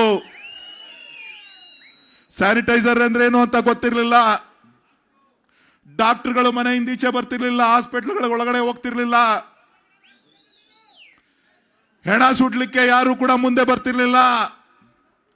ಅಂತ ಸಂದರ್ಭದಲ್ಲಿ ರೈತರು ಕಂಗಾಲಾಗಿ ಜಮೀನುಗಳಲ್ಲಿ, ತೋಟದಲ್ಲಿ ಸೂಸೈಡ್ ಮಾಡ್ಕೊಳ್ತೀವಿ ಅಂತ ಸಂದರ್ಭದಲ್ಲಿ ಬಿಜೆಪಿ ಸರ್ಕಾರ ಅವರ ನೆರವಿಗೆ ಬರಲಿಲ್ಲ. ಅವತ್ತೇನಾರ ನಿಮ್ಮ ನೆರವಿಗೆ ಬಂದಿದ್ದು ಅಂತ ಅಂದ್ರೆ ನಿಮ್ಮ ಡಿ ಕೆ ಸುರೇಶ್ ಅಂತಕ್ಕಂಥದ್ದನ್ನ ತಾವು ಮರಿಬಾರ್ದು. ಇವತ್ತೆಲ್ಲರೂ ಹೇಳ್ತಾ ಇದ್ದಾರೆ, ಎಲ್ಲರೂ ಒಂದಾಗಿದ್ದಾರಂತೆ, ನನ್ನ ಸೋಲಿಸ್ಬೇಕಂತೆ. ಏನ್ ತಗರಿ ಸೋಲಿಸ್ತೀರಿ? ಈ ಬಡವರ ಪರವಾಗಿ ಧ್ವನಿಯನ್ನ ಹಾಕ್ತಿದ್ದೀನಲ್ಲ ಅದಕ್ಕ, ಈ ರೈತರ ಪರವಾಗಿ ಹೋರಾಟವನ್ನ ಮಾಡ್ತಾ ಇದ್ದೀನಲ್ಲ ಅದಕ್ಕ, ಈ ಕನ್ನಡಿಗರ ಧ್ವನಿಯಾಗಿ ನಾನು ಕೆಲಸ ಮಾಡ್ತಾ ಇದ್ದೀನಲ್ಲ ಅದಕ್ಕ, ನಿಮ್ಮ ಭ್ರಷ್ಟಾಚಾರವನ್ನ ಅದ್ಬಿಡ್ತಕ್ಕಂತ ಒಂದು ಕೆಲಸ ಇವತ್ತೇನು ಬೆಂಗಳೂರಿನಲ್ಲಿ ಆಗ್ತಾ ಇದೆ. ಭ್ರಷ್ಟಾಚಾರವನ್ನ ಯಾವ ಹಂತದಲ್ಲಿ ನೀವು ಮಾಡಿದ್ದೀರಿ ಅನ್ನೋದನ್ನ ಜನಕ್ಕೆ ತಿಳಿಸ್ತಾ ಇದ್ದೀನಲ್ಲ ಅದಕ್ಕ. ಯಾವುದಕ್ಕೋಸ್ಕರ ಕೆಲವರು ಹೇಳ್ತಾರೆ ಡಿ ಕೆ ಶಿವಕುಮಾರ್ ಅವರು ಕಾಲ್ ಕಟ್ಕೊಳ್ಳಕ್ ಬಂದಿದ್ರು ಅಂತ. ಡಿ ಕೆ ಶಿವಕುಮಾರ್ ಅವರು ಕಾಲ್ ಕಟ್ಕೊಂಡು ರಾಜಕೀಯಕ್ಕೆ ಬಂದವರು, ಡಿ ಕೆ ಶಿವಕುಮಾರ್ ಕಾಲ್ ಕಟ್ಕೊಂಡು MLA ಆಗಕ್ಕೆ ಬಂದವರು, ಡಿ ಕೆ ಶಿವಕುಮಾರ್ ಕಾಲ್ ಕಟ್ಕೊಂಡು ಭಿಕ್ಷೆ ಬೇಡದವರು, ಡಿ ಕೆ ಶಿವಕುಮಾರ್ ಕಾಲ್ ಕಟ್ಕೊಂಡು ಆಸ್ತಿ ಉಳ್ಕೊಂಡವರು ಯಾರು ಅನ್ನೋದನ್ನ ಈ ಜಿಲ್ಲೆಯ ಜನ, ಈ ಕ್ಷೇತ್ರದ ಜನ ನೋಡಿದ್ದಾರೆ. ಈ ಜಿಲ್ಲೆಯ ಜನ, ಈ ಕ್ಷೇತ್ರದ ಜನ ನೋಡಿದ್ದಾರೆ. ರಾಜಕೀಯ ಪ್ರವೇಶ ಮಾಡ್ಬೇಕಾದ್ರೆ ಡಿ ಕೆ ಶಿವಕುಮಾರ್ ಮನೆ ಬಾಗ್ಲು ಬೆಳಗ್ಗೆಯಿಂದ ಸಾಯಂಕಾಲದವರೆಗೂ ಕಾಯ್ತಾ ಇದ್ರು ರೀ. ಎಲ್ರಿಗೂ ಗೊತ್ತು, ಮಾಧ್ಯಮದವ್ರಿಗೂ ಗೊತ್ತು. ಪಾಪ ಮಾಧ್ಯಮದವ್ರು ಹೇಳಲ್ಲ, ಅವ್ರು ಏನಾರ ಹೇಳಿದ್ರೆ ಅವ್ರದನ್ನೇ ಬೆಳಗ್ಗೆಯಿಂದ ಸಾಯಂಕಾಲದವರೆಗೂ ತೋರಿಸ್ತಾರೆ ಪಾಪ. ಇನ್ನೊಬ್ರು ಎಲ್ಲರೂ ಒಟ್ಟಿಗೆ ಸೇರ್ಕೊಬಿಟ್ಟಿದ್ದಾರೆ. ಪ್ರೊಡ್ಯೂಸರ್ ಒಟ್ಟಿಗೆ ಬಂದ್ಬಿಟ್ಟಿದ್ದಾರೆ, ಡೈರೆಕ್ಟರ್ ಬಂದ್ಬಿಟ್ಟಿದ್ದಾರೆ, ಇನ್ನೊಬ್ರು ಸ್ಕ್ರಿಪ್ಟ್ ರೈಟರ್ ಇದ್ದಾರೆ, ಇನ್ನೊಬ್ರು ಆಕ್ಟರ್ ಇದ್ದಾರೆ, ಇನ್ನೊಬ್ರು ಇನ್ವೆಸ್ಟರ್ಸ್ ಇದ್ದಾರೆ. ಎಲ್ಲರೂ ಸೇರ್ಕೊಂಡು ನನ್ನ ಸೇಲ್ಸ್ಬೇಕಂತೆ. ಇದು ಸಿನಿಮಾ ಅಲ್ಲಪ್ಪ, ಇದು ರಾಜಕೀಯ ಜೀವನ, ನಿಜ ಜೀವನ, ಇದು ನಿಜ ಜೀವನ. ಇದು ನಿಜ ಜೀವನದಲ್ಲಿ ಸೋಲ್ಸ್ಬೇಕಾಗಂತ ವಿಚಾರ, ಸಿನಿಮಾದಲ್ಲ. ಸಿನಿಮಾದಲ್ಲಿ ರೀಲ್ ಬಿಟ್ಟಂಗೆ ಇಲ್ಲಿ ಬಿಟ್ರೆ ಜನ ಒಪ್ಪೋದಿಲ್ಲ. ನಿಮ್ಮ ಬಿಟ್ಟಿರ್ತಕ್ಕಂಥ ಎಲ್ಲ ರೀಲ್ಗಳು ಡಬ್ಬ ಸೇರಿದೆ, ಡಬ್ಬ ಸೇರಿದೆ. ಇವತ್ತು ನಾನು ಕೇಳೋದಿಷ್ಟೇ, ನಾನು ನಿಮ್ಮ ಮನೆ ಮಗನಾಗಿದ್ದೇನೆ, ನಿಮ್ಮ ಸೇವಕನಾಗಿದ್ದೇನೆ, ನಿಮ್ಮ ಮನೆಯ ಕೂಲಿಯನ್ನ ಮಾಡಿದ್ದೇನೆ, ಈ ಜಿಲ್ಲೆಯ ಕೂಲಿಯನ್ನ ಮಾಡಿದ್ದೇನೆ. ನಾನು ತಮ್ಮೆಲ್ಲರ ಪಾದಗಳಿಗೆ ನನ್ನ ಸಾಷ್ಟಾಂಗ ನಮಸ್ಕಾರಗಳನ್ನು ಹೇಳಿ, ನಿಮ್ಮೆಲ್ಲರ ಪಾದಗಳಿಗೆ ನನ್ನ ಸಾಷ್ಟಾಂಗ ನಮಸ್ಕಾರಗಳನ್ನು ಹೇಳಿ ನಾನು ನಿಮ್ಗೆ ಕೇಳ್ತಾ ಇರೋದು ಇಷ್ಟೇ. ನಾನು ಕಳೆದ 10 ವರ್ಷ 8 ತಿಂಗಳ ಕಾಲ ಏನು ಪ್ರಾಮಾಣಿಕವಾಗಿ ಸೇವೆಯನ್ನು ಮಾಡಿದ್ದೇನೆ, ನಿಸ್ವಾರ್ಥದಿಂದ ಸೇವೆಯನ್ನ ಮಾಡಿದ್ದೇನೆ, ಪಕ್ಷಾತೀತವಾಗಿ ಸೇವೆಯನ್ನ ಮಾಡಿದ್ದೇನೆ, ಜಾತ್ಯತೀತವಾಗಿ ಸೇವೆಯನ್ನ ಮಾಡಿದ್ದೇನೆ. ನನಗೆ ತಾವು ಆಶೀರ್ವಾದ ಮಾಡಿ ನನಗೆ ಮತ್ತೊಮ್ಮೆ ತಮ್ಮ ಸೇವೆ ಮಾಡಲಿಕ್ಕೆ ಅವಕಾಶ ಮಾಡಿಕೊಡ್ಬೇಕು ಅಂತೇಳಿ ತಮ್ಮಲ್ಲಿ ಕೈ ಮುಗಿದು ಪ್ರಾರ್ಥಿಸ್ತಾ ತಮ್ಮೆಲ್ಲರಿಗೂ ಕೂಡ ನನ್ನ ಸಾಷ್ಟಾಂಗ ನಮಸ್ಕಾರಗಳನ್ನು ಹೇಳಲಿಕ್ಕೆ ಬಯಸ್ತೇನೆ. ಜೈ ಹಿಂದ್, ಜೈ ಕರ್ನಾಟಕ ಮಾತೆ, ಜೈ ಕಾಂಗ್ರೆಸ್. ಈ ಶುಭ ದಿನದಂದು ಶುಭ ಗಳಿಗೆಯಲ್ಲಿ ತಮ್ಮೆಲ್ಲರ ಶುಭ ಹಾರೈಕೆಯೊಂದಿಗೆ ನಾಮಪತ್ರ ಸಲ್ಲಿಸುವ ಸಮಾರಂಭದಲ್ಲಿ ತಾವೆಲ್ಲ ಹೆಚ್ಚಿನ ಸಂಖ್ಯೆಯಲ್ಲಿ ಹಾಜರಿದ್ದು ಶುಭವನ್ನು ಕೋರಿದ ತಮ್ಮೆಲ್ಲರಿಗೂ, ಈ ಸಮಾರಂಭಕ್ಕೆ ಅತಿ ಹೆಚ್ಚು ಸಮಯವನ್ನು ಕೊಟ್ಟು ತಮ್ಮೆಲ್ಲರನ್ನು ಉದ್ದೇಶಿಸಿ ಮಾತನಾಡಿದಂಥ ಗೌರವಾನ್ವಿತ ಮುಖ್ಯಮಂತ್ರಿಗಳು, ಉಪಮುಖ್ಯಮಂತ್ರಿಗಳು ಹಾಗೂ ಎಲ್ಲ ಗಣ್ಯರಿಗೆ ವಂದನೆಗಳನ್ನು ಸಲ್ಲಿಸ್ತಾ ಈ ಕಾರ್ಯಕ್ರಮವನ್ನು ಇಲ್ಲಿಗೆ ಮುಕ್ತಾಯಗೊಳಿಸ್ತಾ ಇದ್ದೇವೆ.